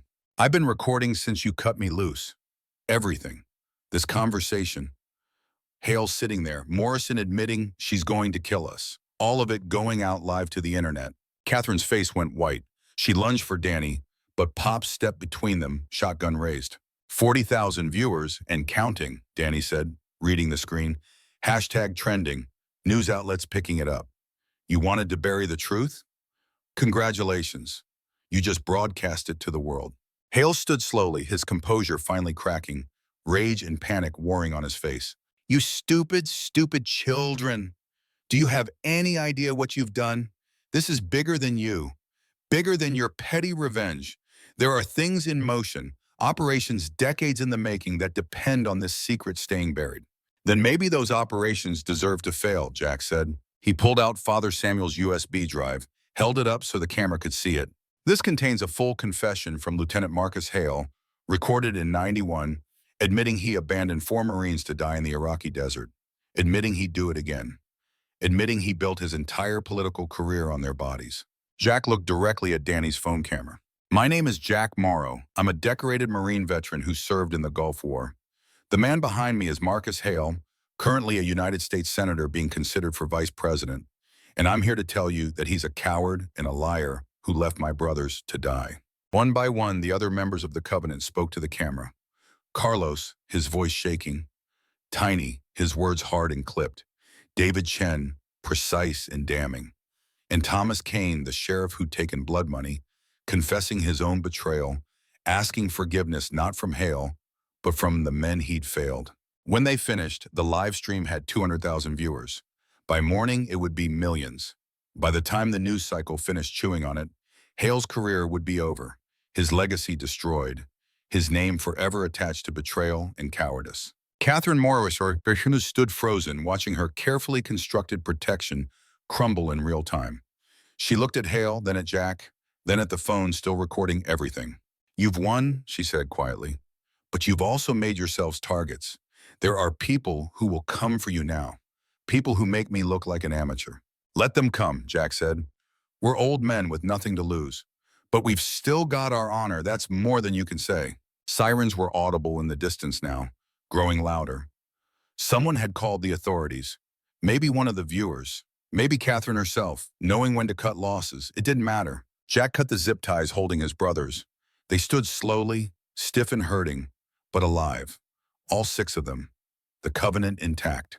As police lights strobed through the windows and the building filled with voices and movement, Jack pulled out Hale's old compass, the one with the Beirut date. He set it on the table in front of the senator, who stared at it like it was a snake. This belonged to your father, Jack said. He died in Beirut because terrorists bombed a barracks full of Marines who were sleeping. You've spent your whole life claiming you'd honor his sacrifice, but you dishonored it the moment you left us in that desert. He turned to leave, then paused. For what it's worth, I don't hate you anymore. You're not worth the energy. You're just a small man who made a bad choice and spent 3 decades running from it. Now you can spend whatever's left of your life living with the consequences. Outside, the Virginia night was cold and clean. Snow had started falling again, covering the compound in white, making everything look new. Jack stood with his brothers, with his son, breathing air that tasted like freedom. They would give statements to the police, would talk to the FBI, would spend weeks or months navigating the machinery of justice and publicity and the slow grinding wheels of accountability. But that was future pain. Right now, in this moment, they had won. Not the way they'd planned, not with bullets and vengeance and blood, but with something better. With truth. Father Samuel died 3 days later, peacefully, in his hospice bed in Missoula. The nurse said he was smiling at the end. Thomas called to tell Jack, his voice steady despite the grief. He saw the video, Thomas said, the live stream. Someone showed it to him on a tablet. He watched the whole thing, didn't say anything, just smiled. Good, Jack said. He deserved to see it finished. The Covenant is finished too. We kept the promise. Yeah, we did. Jack stood on the porch of his cabin in Montana, looking at mountains that had stood long before him and would stand long after. Danny was inside, sleeping off the injuries and the exhaustion, healing in the place where his mother had loved and laughed and died too young. The video had gone viral, just as Danny predicted. Hale's nomination was withdrawn. Investigations were launched. Catherine Morrison resigned from her position, facing charges of conspiracy and kidnapping. The whole ugly truth was spilling out, unstoppable now, a flood that 33 years of lies couldn't hold back anymore. And somewhere in graves scattered across the country, 4 Marines were finally vindicated. Mitchell, Rodriguez, Barnes, Martinez. Their names remembered, their sacrifice honored, their betrayal avenged not with violence, but with something more permanent. Memory. Jack raised a glass of bourbon to the mountains, to the dead, to the brothers who'd survived. Until Valhalla, he whispered, we kept faith. The snow kept falling, the world kept turning, and for the first time in 33 years, Jack Morrow slept without nightmares. The FBI held them for 72 hours in a federal building in Richmond, separating them into different interview rooms, asking the same questions in different ways, trying to find contradictions in their stories. But there were no contradictions because there were no lies. Jack told them everything. About Operation Redwood, about Lieutenant Hale's abandonment, about 33 years of silence bought with threats and blood money, and the quiet elimination of witnesses. The interrogators were professional, exhaustive, relentless. They recorded every word, took every statement, documented every scar and injury that proved the story Jack and his brothers were telling. By the second day, news crews had surrounded the building. By the third day, senators were calling for investigations, and Hale's political allies were abandoning him like rats fleeing a sinking ship. On the fourth day, they let Jack go. He walked out of the federal building into chaos. News cameras, reporters shouting questions, protesters holding signs both for and against him. The story had fractured America the way every truth eventually did, splitting people into camps based not on facts, but on which version of reality they needed to believe. Some called Jack a hero, a patriot, a whistleblower exposing corruption at the highest levels. Others called him a traitor, a disgruntled veteran with an axe to grind, a political operative trying to destroy a good man's career. The truth, as always, was more complicated than either narrative could contain. Danny waited for him at the curb in a rental car, his face still showing bruises but his eyes clear. They drove in silence for 20 minutes before either spoke, letting the noise and fury of Richmond fade behind them. "Where are we going?" Danny finally asked. "Home, Montana, where things make sense." "Things don't make sense anywhere, Dad. Not anymore." Jack looked at his son, saw the weight the boy was carrying now, the burden of having been beaten and imprisoned and used as leverage against his own father. War aged you, but captivity aged you differently. It taught you that safety was an illusion and trust was a luxury you could not afford. "You did good back there," Jack said. "The live stream. Quick thinking. I was terrified the whole time. Kept thinking the signal would drop or someone would stop me before it could matter. But you did it anyway. That's what courage is, being scared and doing it anyway." They stopped for gas somewhere in West Virginia, the mountains rising dark and ancient around them. While Danny filled the tank, Jack checked his phone. 67 missed calls. Text messages from reporters, from veterans organizations, from people he had not spoken to in decades, suddenly wanting a piece of the story. One message stood out, from Thomas Kane. "Pops is missing. No contact for 36 hours. Last known location. Helena, this isn't like him." Jack's blood went cold. He called Thomas immediately. "Ghost, what happened?" Thomas's voice was tight, controlled, the way it got when he was managing panic through force of will. "Pops left Richmond, same time as you. Said he was heading back to Montana, but he never arrived. Phone's going straight to voicemail. I called local LEO in Helena, had them check his house. Door was open, signs of struggle, blood on the floor." "How much blood?" "Enough to know it was violent, not enough to know if he's alive." Jack closed his eyes, leaned against the car. Through the window of the gas station, he could see Danny paying for fuel, laughing at something the clerk said, briefly forgetting the darkness they were all swimming in. "Catherine Morrison," Jack said. "That's my guess, or whoever she works for. We exposed Hale, but we didn't get everyone. The people in the shadows, the ones who've been protecting this secret for 30 years, they're still out there. And they're tying up loose ends. We need to find Pops before they finish tying." Jack thought fast, calculating distances and time in the cold mathematics of violence. "Send me everything you have. His last known location, phone records, anything. I'll find him." "Jack, you just got out of federal custody. You go vigilante now, you'll end up in prison or dead. Then I'll be in good company." He ended the call as Danny returned to the car. His son took one look at Jack's face and knew. "What happened?" "Pops is missing, probably taken. We need to change course." "Where to?" "Montana, but not home. Somewhere else. Somewhere they won't expect." They drove through the night and into the next day, stopping only for coffee and gas and the bathroom breaks that aging bodies demanded more frequently than pride wanted to admit. Jack made calls from rest stops and gas stations, using burners he bought at truck stops, talking to old contacts who owed him favors or remembered him from wars that felt like ancient history. By the time they crossed into Montana, he had a location. An old CIA training facility in the mountains north of Helena, supposedly decommissioned in the 90s, but still showing power usage and supply deliveries, according to a retired logistics officer who owed Jack his life from Mogadishu. The kind of place where people could be taken and no one would hear them scream. The kind of place where Ernest Harrison might be bleeding out while his captors decided whether he was worth more alive or dead. Jack pulled off the highway onto a fire road, drove until the trees got thick and the road got rough, then parked and killed the engine. The silence of the forest pressed in, total and absolute. The kind of quiet that only existed far from cities and their constant mechanical noise. "We need a plan," Danny said.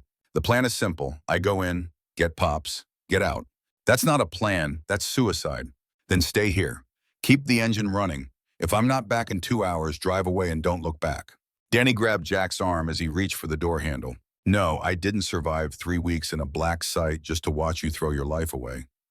We do this together or we don't do it at all." Jack looked at his son, saw Sarah in the set of his jaw, in the stubborn refusal to be left behind.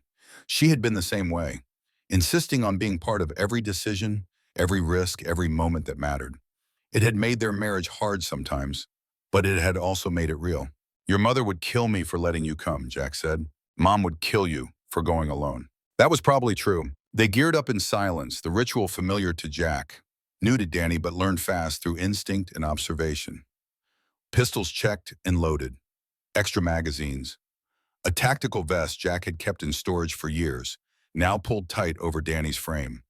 The Remington 700 for Jack, a civilian AR-15 for Danny that Jack had bought from a gun show in Idaho 3 years back. The compound sat in a narrow valley between two ridges, accessible by a single road that wound through pine forest so thick the sun barely touched the ground. Jack and Danny approached from the high side, moving slow and careful through underbrush, stopping every 50 meters to listen and watch. Through binoculars, Jack counted 4 vehicles parked outside the main building. Heat signatures from a thermal scope showed movement inside, at least 6 people, maybe more. Guards rotating positions, someone pacing in what looked like a basement level. Pops, alive, still moving. That was something. The sun was setting, painting the valley in long shadows and golden light that made everything look peaceful and still. Jack had learned long ago not to trust peace. It was usually just violence taking a breath. 2 entry points, he whispered to Danny. "North door and west window. I'll take the door. Draw attention. You come through the window 60 seconds later, catch them looking the wrong way. And if there are more than we can handle, then we improvise, like always." Danny nodded, his face pale but determined. This was his first real combat operation, Jack realized. Everything before had been training, exercises, patrols in Afghanistan, where contact was rare and brief. This was different. This was close quarters against an unknown enemy with a hostage's life depending on speed and precision. This was the kind of fight that made you or broke you. They separated, Jack moving down toward the north entrance while Danny circled wide to the west side. Jack's watch showed 1847 hours. He gave Danny 3 minutes to get into position, then pulled the pin on a flashbang he'd borrowed from Thomas's sheriff's arsenal. The grenade went through the window first, glass shattering, then white light and concussion tearing through the interior. Jack was moving before the sound faded, hitting the door with his shoulder, rifle up and sweeping. 2 men in tactical gear, stunned and disoriented, reaching for weapons. Jack put 2 rounds in the first one's chest, shifted. 2 more in the second. They went down hard and stayed down. Movement to his right. He pivoted, but Danny was already there, coming through the west window exactly on time, his AR-15 barking 3-round bursts that caught another contractor mid-turn and sent him sprawling. "Basement!" Jack shouted over the ringing in his ears. "That's where they'll have him." They moved through the building like they'd trained together for years instead of hours, clearing rooms with overlapping fields of fire, communicating with hand signals and short verbal cues. 2 more contractors died fighting. One surrendered smart and got zip-tied to a radiator. The basement stairs were narrow and dark, lit only by emergency lighting that cast everything in red. Jack descended slowly, rifle tracking every shadow, every corner, every place death could be hiding. At the bottom, a hallway. 3 doors. Only one was closed. Jack put his ear to it, listened. Breathing, heavy, labored. And underneath that, the wet sound of blood dripping on concrete. He tried the handle, locked. No time for finesse. He stepped back and put 3 rounds through the lock mechanism, then kicked the door open. Ernest Harrison hung from chains bolted to the ceiling, his wrists raw and bleeding where the metal had cut into flesh. His face was a mess of bruises and cuts, one eye swollen completely shut. But when he saw Jack, he smiled through broken teeth. "Took you long enough." A voice from behind them, calm and cold. "Put the weapons down or I put a bullet in the old man's head." Jack turned slowly. A woman stood in the hallway, mid-40s, dark hair pulled back, wearing a suit that looked government issue. She held a pistol pointed at Pops, her stance professional, her expression empty of everything except calculation. "You must be Catherine Morrison's replacement," Jack said, not lowering his rifle. "Deputy Director Sarah Blackwell, CIA, and you're trespassing on federal property, assaulting federal contractors, and interfering with a national security operation. This isn't an operation, this is murder." Semantics. "From where I'm standing, you're domestic terrorists who've spent the last week destroying the career of a decorated public servant and compromising classified operations that have kept this country safe for 3 decades. Danny had his AR-15 trained on Blackwell, but she didn't seem concerned. She had the high ground, both literally and figuratively. One squeeze of her trigger, and Pops died before either of them could react. Mexican standoff, the kind that usually ended with everyone dead or everyone walking away angry. Jack had been in enough of them to know the outcome depended less on skill than on who was willing to lose the most. "Let him go," Jack said. "You can still walk away from this. Blame it on Catherine Morrison. Say she went rogue. But if you kill us, the whole world will know. Danny's live stream proved that. You can't bury this anymore." "I don't need to bury it. I just need to manage it. Hale will be prosecuted, Morrison will take the fall, and in 6 months this will be a footnote. Another political scandal that people forget about as soon as the next news cycle starts. And the 4 Marines who died? What about them? They died 33 years ago. Nothing we do now changes that. But what we can change is whether more people die today." Blackwell's finger tightened fractionally on the trigger. "So here's the deal. You walk away, leave Ernest here. He'll be released in 48 hours after we've had time to debrief him and ensure he understands the consequences of talking further. Everyone lives, everyone goes home." "And if we refuse?" Danny asked. "Then I shoot him. You shoot me. My backup team shoots you. And we all become statistics in a story no one will believe anyway." Jack looked at Pops, hanging from those chains, blood running down his arms. The old carpenter who'd survived the Gulf in Mogadishu and 33 years of nightmares. The man who'd driven all night to stand beside Jack when others would have run. The brother who deserved better than to die in a CIA black site because he'd honored a promise made in grief and rage. "Jack," Pops said, his voice barely above a whisper, "don't take Danny and go. I'm an old man. My time was always borrowed." "Shut up, Pops. I mean it. You've got a son, a future. I've got a workshop full of half-finished furniture and no one to miss me when I'm gone. Do the math." Blackwell's phone buzzed. She glanced at it, her expression changing, some of the certainty draining away. "Problem?" Jack asked. "My supervisor wants to know why I'm not answering calls. Apparently there's been a development." She showed them the phone screen. A news alert. "Senator Hale arrested, charged with conspiracy, obstruction of justice, accessory to murder." Below that, another headline. "CIA Deputy Director under investigation for illegal black site operations." And a third. "President orders full audit of covert operations relating to Desert Storm." Blackwell lowered her pistol slowly, her face going pale. "It's over," she said, more to herself than to them. "They're cleaning house, throwing everyone under the bus to protect the institution." "That's what institutions do," Jack said. "They survive by sacrificing individuals. You should have learned that before you started working for them." He moved forward, rifle still trained on Blackwell, and reached up to unlock the chains holding Pops. The old carpenter collapsed into Jack's arms, dead weight, barely conscious. Danny moved to help, keeping his weapon trained on Blackwell with one hand while supporting Pops with the other. "We're leaving," Jack said. "You can shoot us in the back, or you can let us go and start thinking about your own survival." "I know which choice I'd make." Blackwell stood frozen, her career collapsing in real time. The machinery she'd served for 20 years turning on her with mechanical efficiency. She looked at her phone, at the flood of messages and alerts, at the evidence that loyalty only flowed one direction in organizations like hers. "Go," she said finally, "before I change my mind." They half-carried, half-dragged Pops up the stairs and out of the building. The contractors, still alive, didn't try to stop them. They were too busy making their own escape plans, abandoning a sinking ship that was going down faster than anyone had anticipated. Outside, the Montana night was clear and cold, stars visible in impossible numbers, the kind of sky you only got far from cities and their light pollution. Jack and Danny loaded Pops into the backseat of the car, wrapped him in blankets, started the engine. As they drove away from the compound, Jack looked in the rearview mirror at the building receding into darkness. Somewhere inside, Sarah Blackwell was probably destroying documents and making calls and trying to find someone who would protect her the way she'd protected others. She would fail. Jack knew that with certainty. The machine had no loyalty, no memory, no conscience. It would grind her down and spit her out and continue functioning as if she'd never existed, just like it had done to him and his brothers 33 years ago. They drove Pops to a hospital in Billings, 2 hours south, far enough from Helena to avoid immediate questions. The emergency room doctors took one look at him and rushed him into surgery. Broken ribs, punctured lung, internal bleeding, injuries that would have killed a younger man, but that Pops survived through pure stubborn refusal to quit.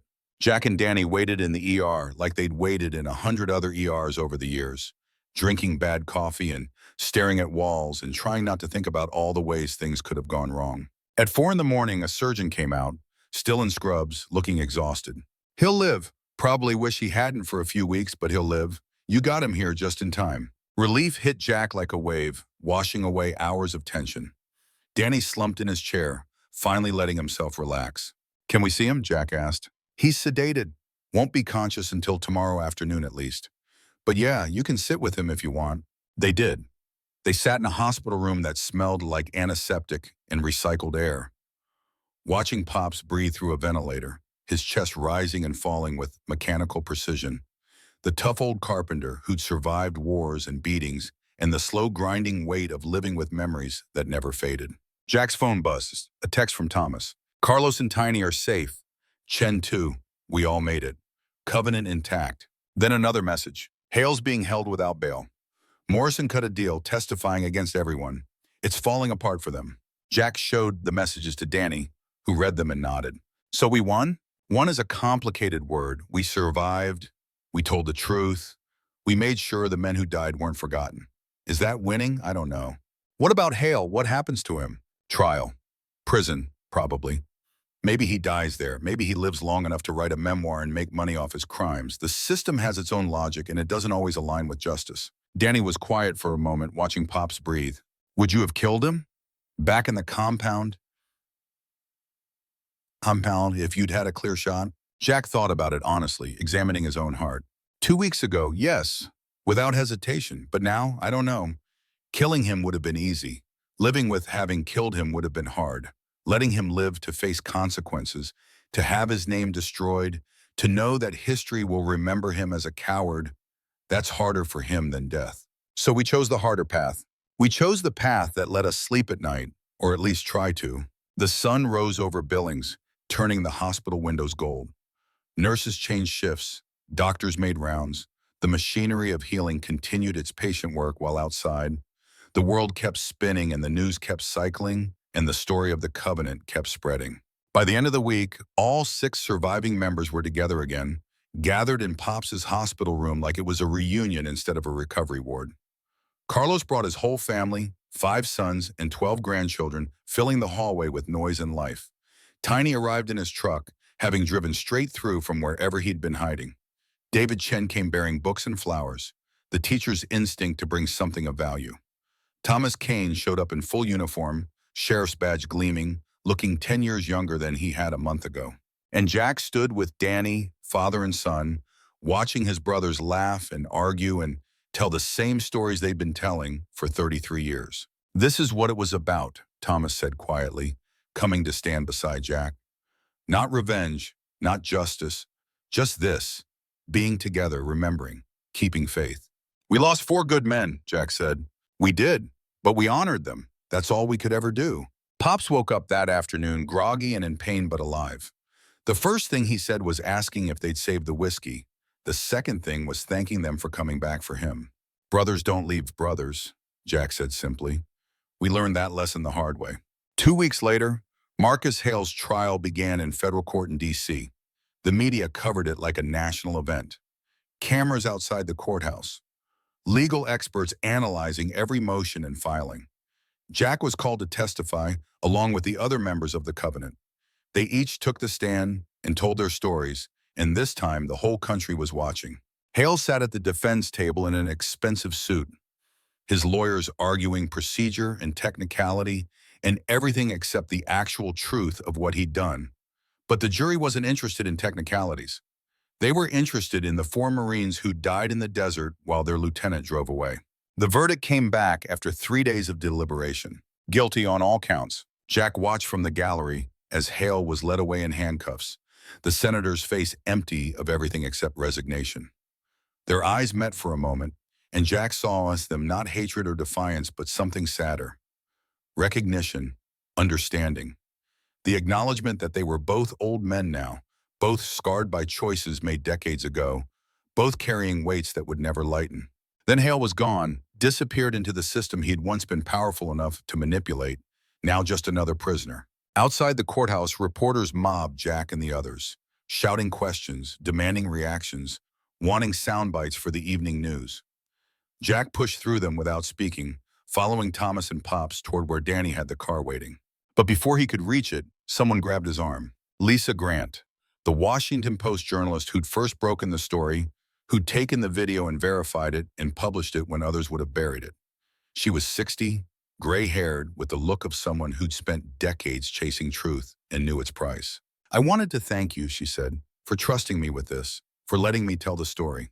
"We didn't have much choice," Jack said. "You were the only one who'd listen. Still, it matters. What you did. It won't bring back the men who died, but it makes their deaths mean something. That's not nothing." Jack nodded, not trusting himself to speak. The weight of it all was settling on him now that the adrenaline and the urgency had faded. The realization that it was over, that the covenant had been fulfilled, that he could finally maybe let go of the rage and the guilt and the obligation that had driven him for 33 years. "What will you do now?" Lisa asked. "Go home. Try to remember how to live without a mission." "That's the hardest part," she said, "after the fight ends, figuring out who you are when you're not fighting anymore." She was right. Jack knew that already. The drive back to Montana felt longer than it should have, the miles stretching out, and when they finally arrived at the cabin, it felt both familiar and strange, like returning to a place you'd left years ago instead of weeks. Danny stayed for a month, healing, helping around the property, learning to hunt the way Jack had learned from his own father. They didn't talk much about what had happened, didn't need to. Some experiences live better in silence than in words. When Danny finally left to return to his unit, Jack stood on the porch and watched his truck disappear down the mountain road and felt the particular loneliness that comes from being proud and sad at the same time. The cabin was too quiet after that. Jack filled it with work, with repairs, with projects that had been waiting years for attention. He cut firewood and fixed the roof and rebuilt the deck Sarah had always wanted. The work kept his hands busy, but his mind still wandered to the desert, to the screaming, to the faces of men who died believing their lieutenant would save them. On a cold morning in December, Jack drove to the cemetery where Sarah was buried. He hadn't been back since the funeral, couldn't face it. Couldn't stand to see her name carved in stone, like she was just another memory instead of the person who'd made his life bearable. But now he went, stood at her grave with snow falling gentle around him, told her everything that had happened, about the covenant, about Danny's capture and rescue, about Hale's trial and Pops' survival, and the strange quiet that came after justice. "I don't know if we did the right thing," he said to the headstone. "We destroyed men's lives, created more pain, maybe made the world a little worse instead of better. But we kept our promise. We honored the dead. Isn't that what you would have wanted?" The stone didn't answer, but the wind did, moving through the pines with a sound like breathing. Jack knelt, placed his hand on the cold marble. "I'm tired, Sarah. Tired of fighting, tired of remembering. I want to rest, but I don't know how. Don't know who I am if I'm not angry anymore." He stayed there for an hour, kneeling in the snow until his knees ached and his fingers went numb. Then he stood, brushed snow from the headstone, and walked back to his truck. On the drive home, his phone rang. Thomas. "Jack, you sitting down?" "I'm driving. What's wrong?" "Nothing's wrong. Something's right, actually. The military is reopening the investigation into Operation Redwood. Full review. They're talking about awarding the 4 men who died proper recognition, maybe even posthumous medals." Jack pulled over to the side of the road, gripping the steering wheel. "You're serious?" "Got the call from the Pentagon an hour ago. They want to interview all of us again, build a complete record, make it official." After 33 years, better late than never. Jack sat in his truck on the side of a Montana highway, watching snow fall on mountains that had seen a million storms and would see a million more. Thinking about Mitchell and Rodriguez and Barnes and Martinez, about men who died in the sand believing they'd been forgotten. They hadn't been forgotten, not by their brothers, and soon not by their country either. Tell them yes, Jack said. Tell them we'll cooperate, whatever they need. Already did. Figured you'd say that. They talked for a few more minutes, making plans, coordinating schedules. When the call ended, Jack sat in silence, watching the snow accumulate on his windshield, feeling something unfamiliar working its way through his chest. It took him a moment to recognize it. Hope. Not the wild, desperate hope of young men going to war, but the quiet, patient hope of old men who'd survived and learned that sometimes, rarely, the world bent toward justice instead of away from it. He started the truck and drove home through the storm, and for the first time in 33 years, Jack Morrow felt the weight begin to lift. Spring came to Montana the way it always did, slow and reluctant, the snow retreating up the mountains in stages, revealing brown grass and muddy earth, and the promise of green that would come later. Jack stood on his porch, watching the sunrise paint the peaks gold and pink, coffee steaming in his hand, and felt the strange weight of a life that had run out of missions. 6 months had passed since Hale's conviction. 6 months of lawyers and depositions and Pentagon investigators asking the same questions in different ways, building their case, documenting the truth that had been buried for 33 years. The process was exhausting and necessary and somehow unsatisfying, like finally getting justice and discovering it did not heal as much as you thought it would. The nightmares had not stopped. Jack still woke up gasping some nights, the desert and the screaming vivid as yesterday.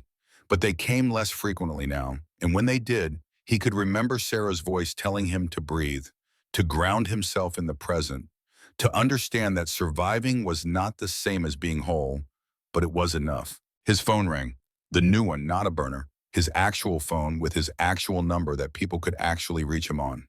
The transition to being a public figure had been jarring.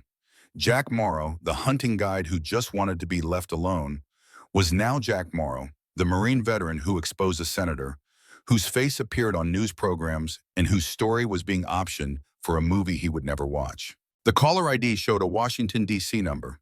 Pentagon. This is Jack. Gunnery Sergeant Morrow, this is Colonel Andrea Martinez with the Defense Department. We've completed our review of Operation Redwood. Jack set down his coffee, his hand suddenly unsteady. And? The review board has recommended that Corporal James Mitchell, Lance Corporal Javid Rodriguez, Private First Class Michael Barnes, and Corporal Victor Martinez be awarded the Navy Cross posthumously for extraordinary heroism in combat. The awards will be presented to their families at a ceremony at Arlington National Cemetery 3 weeks from today. Jack's throat closed. He leaned against the porch railing, looking at mountains that suddenly seemed impossibly far away. All four of them. All four, their actions on March 8, 1991, met and exceeded the criteria for the award. They held a defensive position against overwhelming enemy forces for 6 hours, allowing the hostage rescue team to escape. They displayed valor, dedication, and sacrifice in the highest traditions of the Marine Corps. The words were formal, bureaucratic, but underneath them, Jack could hear what the colonel was really saying.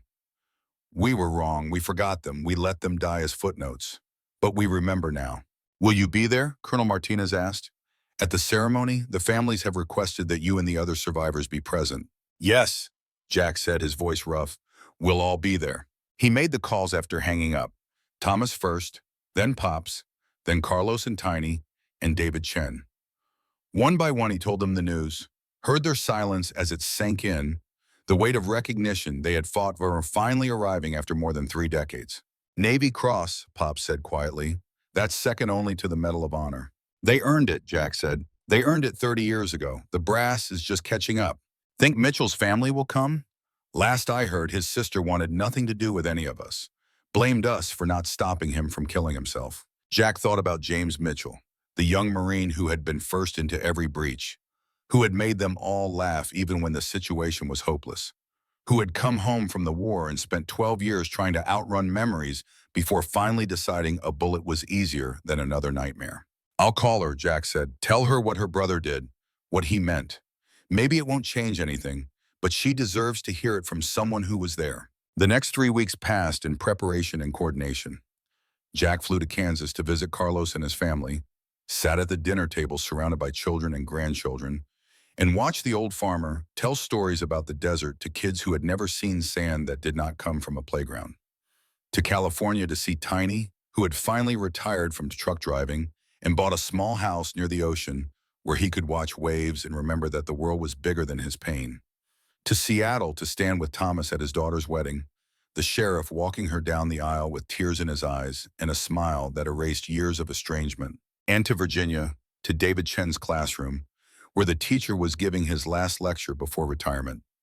Jack sat in the back row and listened to Chen talk about history, about memory, about the responsibility each generation had to tell the truth, even when the truth was ugly. When the class ended and the students filed out, Chen turned to Jack and smiled. "What did you think?" "I think you've been fighting the same war we have," Jack said, "just with different weapons. Words instead of bullets, but yes, same war, same mission, making sure the dead aren't forgotten." They stood together in that empty classroom, two old men who had survived when others died, and felt the weight of every year between then and now. "Are you ready for Arlington?" Jack asked. "I don't know if ready is the right word, but I'm willing. That's enough." Danny flew in from Fort Bragg 3 days before the ceremony, got leave approved by a captain who knew the story and understood that some duties transcended training schedules. Father and son drove together from Montana to Virginia, taking their time, stopping at national parks and small towns and all the places in between that made up the country they had fought for.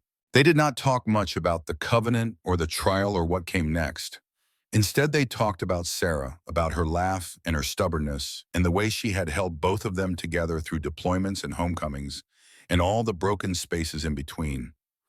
Danny told stories Jack had never heard, moments between mother and son that had happened while Jack was overseas.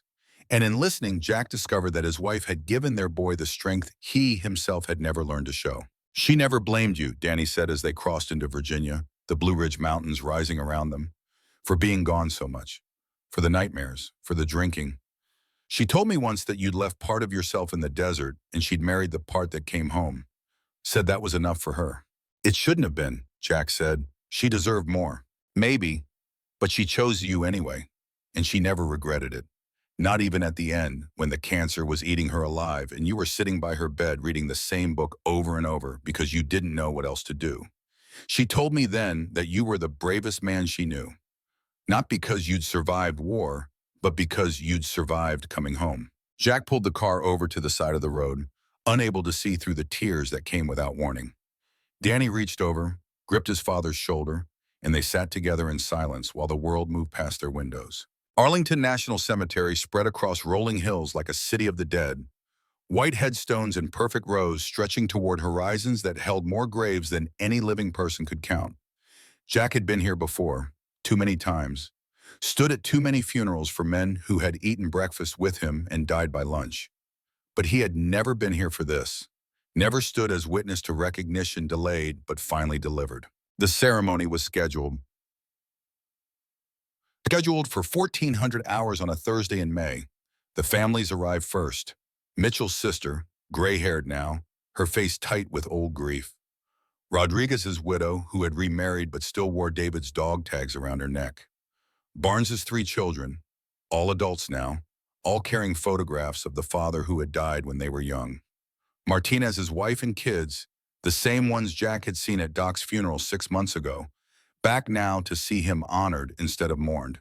The 6 survivors stood together off to one side, wearing suits that fit poorly and ties they had not touched in years. Pops kept adjusting his collar. Carlos's hands shook until his oldest son stood beside him and held them steady. Tiny stared at the ground, his massive frame somehow diminished by the weight of memory. David Chen had brought a notebook and was writing in it, recording details the way teachers do, making sure nothing was lost. Thomas stood straight in his sheriff's uniform, the badge polished to mirror brightness, his jaw set against emotion. And Jack, 59 years old and feeling every year of it, stood with Danny beside him and watched the honor guard march across the grass in formation so precise it looked like one organism moving. The commandant of the Marine Corps spoke first, his voice carrying across the cemetery with parade ground authority. He talked about sacrifice and valor and the long debt that nations owe to those who serve. He talked about Operation Redwood, no longer classified, no longer erased, now part of the official record for anyone to read. He talked about 4 Marines who held the line when others would have broken, who bought time with their lives, who embodied everything the Corps claimed to stand for. Then he called forward the families one by one to receive the Navy Cross on behalf of their dead. Mitchell's sister approached first, walking slow and stiff, like movement required conscious thought. The commandant pinned the medal to a display case containing her brother's dress blues and spoke words Jack could not hear from where he stood. But he saw her face crumple, saw her knees buckle, saw the honor guard catch her and hold her upright while she wept into their uniforms. Rodriguez's widow was next, accepting the medal with steady hands and dry eyes, thanking the commandant in Spanish and English, telling him that David had loved the Corps even when the Corps forgot him, that the honor meant something even 33 years late, that forgiveness was possible even for institutions. Barnes's children received their father's medal together, the 3 of them standing shoulder to shoulder the way siblings do when facing grief. The oldest, a woman who looked like she ran marathons and climbed mountains and did not cry at funerals, broke down completely. Her brothers held her while she sobbed, and the commandant waited with infinite patience for her to recover before continuing. Martinez's family was last. His widow stepped forward alone, her children behind her, and when she was handed the medal case, she turned and walked directly to Jack. "He talked about you," she said, loud enough for everyone to hear. "All of you. Said you were the best men he'd ever known. Said if he died, it would be worth it as long as you all made it home." She pressed the medal case into Jack's hands. "Keep this. Share it with the others. Victor would want his brothers to have it more than us." Jack tried to refuse, to tell her it belonged with her family, but she was already walking away, her children following, and he was left holding a dead man's honor in his trembling hands. The ceremony continued with a 21-gun salute that cracked across the cemetery like thunder. Taps played on a single bugle, the notes clear and mournful and absolutely perfect.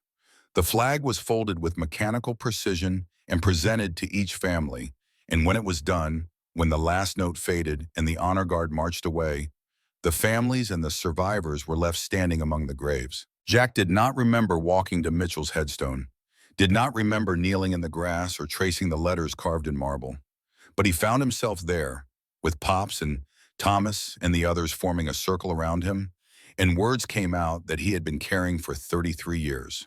"We did it, Jimmy. We kept the promise. We made sure they remembered. You're not forgotten anymore. None of you are." Pops knelt beside him, placed a hand on the stone. "You were the bravest of us. Held that position when any sane man would have run. Saved my life twice that day. I never got to thank you." One by one, they each spoke to the grave, to the memory, to the ghost of a young Marine who had died believing his sacrifice meant nothing. They told him he was wrong, that it meant everything, that the Corps remembered, that his brothers remembered, that his name would be spoken with honor as long as any of them drew breath. When they finished, they stood and walked together to the graves of Rodriguez and Barnes and Martinez, repeating the ritual, speaking words that should have been said decades ago. Other families joined them, and soon there was a crowd around those 4 headstones. People Jack did not know adding their own prayers and thanks. Strangers weeping for men they had never met, but whose story had touched something deep in the American soul. The sun was setting by the time the cemetery emptied, painting the headstones gold and orange, casting long shadows across grass that held generations of warriors. Jack stood with Danny looking at the 4 graves they had come to honor, feeling something shift inside him. Some weight he had carried for so long, he had forgotten it was there finally beginning to lift. "Do you think they know?" Danny asked. "Wherever they are, do you think they know we did this for them?" "I'd like to believe they do," Jack said. "But even if they don't, we know. That's what matters. We kept faith." They drove back to Montana over 4 days, taking back roads and scenic routes, stopping anywhere that looked interesting, in no hurry to return to routines and responsibilities.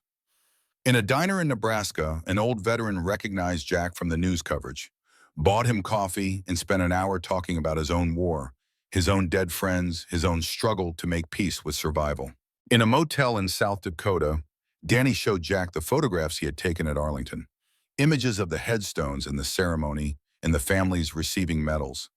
They looked at them together on a laptop screen, and Jack was struck by how old everyone looked, how time had marked them all, how the young men in the desert existed now only in memory and marble.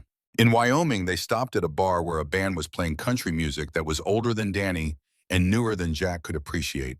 They drank beer and listened to songs about loss and redemption and the hard math of living, and for 3 hours were just a father and son instead of survivors and witnesses and keepers of flames.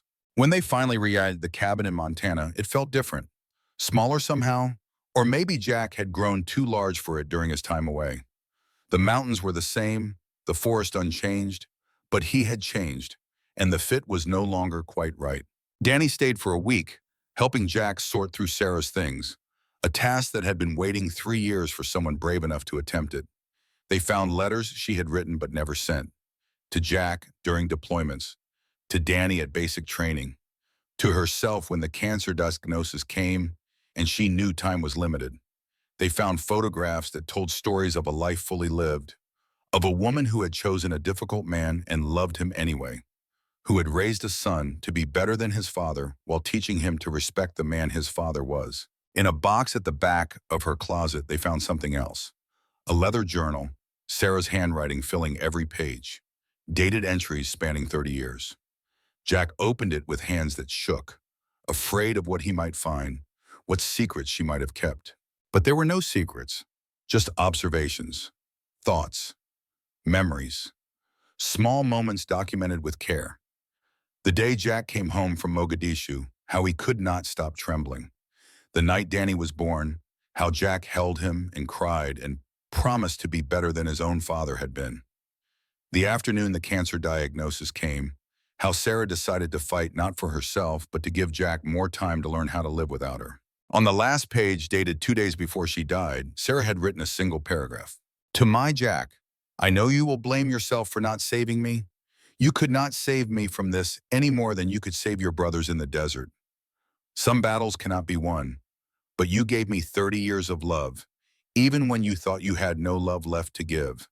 You gave me a son who is the best of both of us. You gave me a life worth living, even when living was hard. Do not waste the years you have left on guilt. Find peace. Find joy. Remember that survival is not the same as victory, but it is enough. It has always been enough. I love you. I forgive you for everything you think needs forgiving. Now forgive yourself. Jack read it 3 times, then closed the journal and set it carefully on the table. Danny had read it too, looking over his father's shoulder, and when Jack turned, his son was crying. She knew you better than you knew yourself, Danny said. She always did. Are you going to do what she said? Forgive yourself? Jack thought about that question honestly, examining the landscape of his own heart. I don't know if I can, but I can try. That's what she'd want, for me to try. Danny left the next morning, driving back to Fort Bragg and the life he was building in the Army. Jack stood on the porch and watched him go, feeling the familiar ache of separation, but also something new. Pride, maybe, or acceptance. The understanding that letting go was not the same as giving up. Alone again, Jack fell into a routine. Morning coffee on the porch watching sunrise. Maintenance work around the property. Afternoons spent reading or hiking or sitting in silence with his own thoughts. Evenings cooking simple meals and eating them while listening to the radio. The rhythms of a solitary life, but not a lonely one. There was a difference. Thomas called once a week, checking in, making sure Jack was not sliding into isolation the way Mitchell had. They talked about nothing important. Weather, football, politics in the superficial way of men who knew better than to dig deep into subjects that had no answers. But underneath the surface conversation was the current of brotherhood, the understanding that they were connected by bonds deeper than blood. Pops visited in July, driving down from Whitefish with a truck full of lumber and tools. For 2 weeks, they worked side by side building a deck extension Sarah had wanted. The old carpenter teaching Jack tricks of the trade, both of them content to communicate through hammer strikes and saw cuts instead of words. When the deck was finished, they stood on it, drinking beer and looking at mountains. And Pops said the only thing that needed saying. We did good, didn't we? With the covenant, with everything. We did what we could, Jack said. Can't ask for more than that. In August, Carlos sent a package. Inside were photographs from a family reunion in Kansas. 5 generations gathered on his farm, children playing in fields where corn grew tall and green. A letter explained that he was teaching his grandchildren about the war, about sacrifice, about the men who did not come home. He wanted them to know that freedom had a price, and that price was paid by people like Mitchell and Rodriguez and Barnes and Martinez. David Chen published a book in September, A History of Operation Redwood, based on interviews and documents and the testimony of survivors. He sent Jack an advance copy with a dedication that read, "To the men who kept faith when faith was all they had." Jack read it in one sitting, found it fair and honest and painful in the way truth always was. He sent Chen a brief email thanking him for getting the story right, for not making them into heroes or victims, but just showing them as men who had done their best in impossible circumstances. October brought the first snow, early and heavy, covering the mountains in white and reminding Jack that another winter was coming. He prepared the cabin, stocked firewood, checked his supplies, fell into the old habits of a man who had learned to survive by being thorough. On the anniversary of Sarah's death, Jack drove to the cemetery. 3 years gone, and the grief was still fresh some days. Still capable of ambushing him with memories of her laugh, or the way she used to steal coffee from his cup even though she had her own. He knelt at her grave and told her about Arlington, about the medals, about Danny and his strength, and the journal entry that had given Jack permission to try forgiving himself. "I'm working on it," he told the headstone. "The forgiving part. It's harder than fighting. But I'm trying." Wind moved through the cemetery, rustling leaves, carrying the scent of pine and coming winter. Jack stood, brushed dirt from his knees, and walked back to his truck with a strange lightness in his chest. Not happiness exactly, but something close to peace. November brought a call from the commandant's office. They were creating a permanent exhibit at the Marine Corps Museum in Virginia, dedicated to Operation Redwood and the men who had fought there. They wanted to interview the survivors, collect artifacts, build something that would last beyond living memory. Jack agreed to participate. They all did.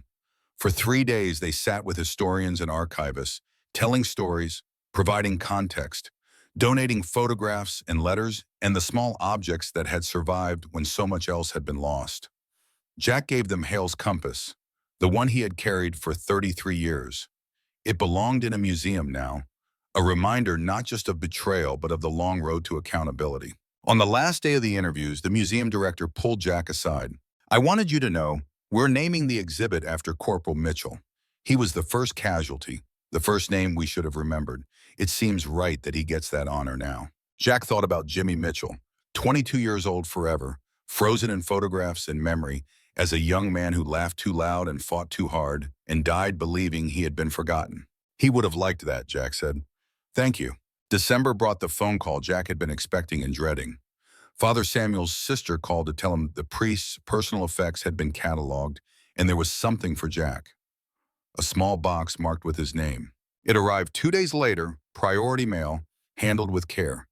Inside was a leather-bound Bible, worn from decades of use, Father Samuel's handwriting in the margins. Prayers and notes and observations accumulated over a lifetime of ministry. And tucked between the pages of Psalms, a letter addressed to Jack in the priest's careful script. "My dear Jack, if you are reading this, I have gone to face the judgment I have both feared and anticipated. I hope you can forgive an old man's presumption in offering final words. You asked me once after Sarah died if God forgave men like us, men who had killed, men who had survived when others died, men who carried guilt like a second skin. I gave you the answer I thought you needed then, but now I will give you the truth. God does not need to forgive you because God never condemned you. The condemnation came from yourself, from the impossible standard you set and the punishment you inflicted for failing to meet it. You are not responsible for every death. You cannot carry every grief. You are just a man who did his best in circumstances designed to break you. That you survived is not a crime. That you kept faith with the dead is not penance. It is grace. The covenant is fulfilled. The promise is kept. Now live, Jack. Live for Sarah who cannot. Live for the brothers who died. Live for yourself and discover that you are always worthy of the life you were so afraid to claim. Peace be with you, always." Jack read the letter twice, then folded it carefully and placed it back in the Bible. He walked out onto the deck he and Pops had built, looked at mountains going white with winter, and let himself cry for the first time since Sarah's funeral. Not tears of grief or rage or guilt, but something simpler and more complicated. Tears of release, of letting go, of understanding that carrying the weight had been his choice and putting it down could be too. The winter passed slowly, as Montana winters did, and Jack filled the months with small rituals that added up to something larger. He volunteered at the VA, sitting with veterans who were fighting the same battles he had fought, offering no advice but simply presence. He taught hunting safety to teenagers who needed to learn respect for weapons and life and the responsibility that came with taking either. He started attending a weekly dinner at the community center, sitting with other widowers who understood that grief was not something you got over, but something you learned to carry differently. And he wrote long letters to Danny, telling stories about Sarah in the early days and all the things he had never said when she was alive to hear them. Short notes to his brothers in the Covenant, checking in, maintaining connection. A long email to Mitchell's sister, describing her brother in the desert, the courage and humor and humanity that had made him beloved by everyone who served with him. Spring came again, and with it a final ceremony. The Marine Corps Museum unveiled the Mitchell exhibit on a Saturday in April with full military honors and a crowd that filled the building beyond capacity. All 6 survivors attended, walking through displays that told their story with photographs and artifacts in the kind of detail that made the past feel present. In the center of the room, beneath a spotlight, was a recreation of their position in the desert. Sandbags and weapons and radio equipment arranged exactly as they had been 33 years ago. 4 mannequins in desert camouflage, positioned as Mitchell and Rodriguez and Barnes and Martinez, had positioned themselves, holding the line while their brothers escaped. Jack stood looking at it for a long time, remembering the heat and the fear and the sound of bullets hitting sand, remembering Jimmy's laugh even in the worst moments, David's quiet competence, Michael's steady hands on the machine gun, Victor patching wounds and cracking jokes and refusing to accept that they might die there. "It's beautiful," Carlos said, standing beside him. "Sad, but beautiful." "They deserve to be remembered like this," Tiny added. "Not as statistics, as men." Thomas had brought his daughter and her new husband, introducing them to the exhibits, explaining the significance, passing down the story to a generation that had never known war but needed to understand its cost. David Chen stood with a group of his former students, talking about history and memory and the importance of primary sources. And Pops, 83 years old now and moving slowly but still strong, placed his hand on the glass case containing the 4 Navy crosses and whispered words Jack could not hear, but understood anyway. "Goodbye, thank you. Rest easy. We kept faith." The director gave a speech about sacrifice and service. The commandant spoke about the Corps' commitment to never forgetting its own. Mitchell's sister talked about her brother, her voice breaking, but her words clear, thanking everyone who had fought to make sure his death meant something. When it was Jack's turn to speak, he walked to the podium with no prepared remarks, just the truth he had learned over 33 years. 4 men died in the desert on March 8, 1991. For a long time, their deaths were classified, forgotten, erased from the record. But death demands to be acknowledged. Sacrifice demands to be honored. And the men who loved them demanded justice. It took 33 years. It took exposing corruption and fighting institutions and refusing to let silence be the final word. But we did it. We kept the covenant. And now anyone who walks through this museum will know their names, will see their faces, will understand that they were not just casualties, but brothers and sons and friends who gave everything so others could live. That's enough. That has to be enough. Because it's all we can give them now. Memory, honor, truth, and the promise that as long as one of us draws breath, they will not be forgotten. The applause that followed was respectful and subdued, the kind given at funerals and memorials, recognition rather than celebration. Jack returned to his seat beside Danny, who gripped his shoulder and said nothing because nothing needed to be said. The ceremony ended. The crowd dispersed. But Jack lingered, walking through the exhibit one more time, saying his own private goodbye to the young men frozen in displays and photographs. When he finally walked outside, the Virginia sun was warm on his face and the air smelled like spring and renewal. Thomas, Pops, Carlos, Tiny, and David were waiting for him in the parking lot, standing beside their vehicles, reluctant to leave, knowing that when they separated this time, it might be the last time they were all together. "What now?" Carlos asked. "The covenant is fulfilled. The promise is kept. What do we do with the rest of our lives? We live them, Pops said simply. We find joy where we can. We tell stories to people who listen. We make sure the next generation understands what we learn. And when our time comes, we face it knowing we did right by our brothers. They stood in a circle, 6 old men who had survived wars and losses and decades of carrying weight that should have been shared by their country. They did not hug, did not make promises to stay in touch, just nodded at each other with the understanding that some bonds did not require maintenance, that brotherhood was permanent even in absence. Jack drove home to Montana with Danny, who had taken leave to be present for the ceremony. Father and son, heading west toward mountains that had stood long before them and would stand long after. The road stretched ahead, miles of asphalt and possibility, and for the first time in 33 years, Jack looked at it without dread. At the cabin, Danny stayed for 3 more days before his leave expired. They fished in the river that ran cold and clear from glacial melt. They sat on the deck in the evenings drinking whiskey and watching stars emerge in skies so dark that the Milky Way looked close enough to touch. They talked about Sarah and the memories they shared and the ones unique to each of them, building a complete picture of the woman who had held them both together. On the last night, Danny asked the question Jack had been waiting for. Are you okay? Really okay? Or are you just getting good at pretending?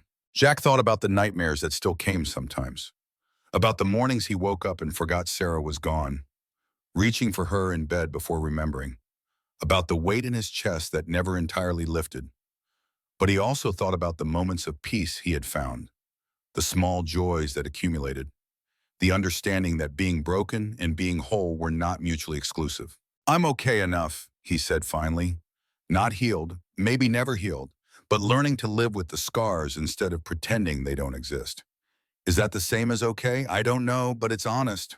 Danny nodded, accepting that answer the way sons eventually learn to accept their fathers as flawed human beings instead of heroes. The next morning, Jack stood on the porch and watched his son drive away, the truck disappearing down the mountain road, taillights fading into distance. When the sound of the engine had gone completely, leaving only wind and birdsong and the creek running over stones, Jack turned and looked at his cabin. This was his life now. This quiet, this solitude, this slow accumulation of ordinary days that added up to a life lived on his own terms. Not the life he had planned, not the life he thought he deserved, but the life he had, and that was enough. He walked inside, poured coffee, sat at the table where Sarah used to drink her own cup while reading the newspaper and complaining about politics. The Bible father Samuel had left him sat on the table, and Jack opened it to Psalms, reading the verses the old priest had marked. Yea, though I walk through the valley of the shadow of death, I will fear no evil, for thou art with me. He had walked through that valley, had lived in its shadow for 33 years, had feared everything and everyone and most of all himself. But somewhere along the way, in the fighting and the grief and the slow work of honoring the dead, he had learned that fear was not permanent, that shadows eventually lifted, that even in the darkest valleys, you were not alone. Jack closed the Bible, finished his coffee, and stood. Outside, the mountains were turning green with new growth, spring erasing winter, life insisting on continuing despite everything. There was firewood to split, a fence to mend, a rifle to clean, the work of living, simple and necessary, waiting for hands willing to do it. He walked out into the morning, into the light, into whatever remained of a life that had been given back to him when he thought it was forfeit. The covenant was fulfilled. The promise was kept.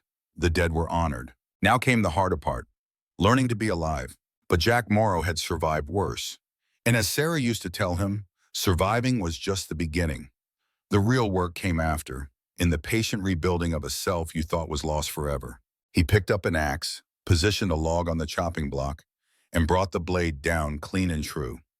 The wood split with a satisfying crack, falling away in 2 pieces. He set up another log, lifted the axe, and continued the work. One swing at a time, one day at a time, one breath at a time. Until Valhalla, brothers. We kept faith. Now rest easy. Your watch is over. And mine finally begins. The end.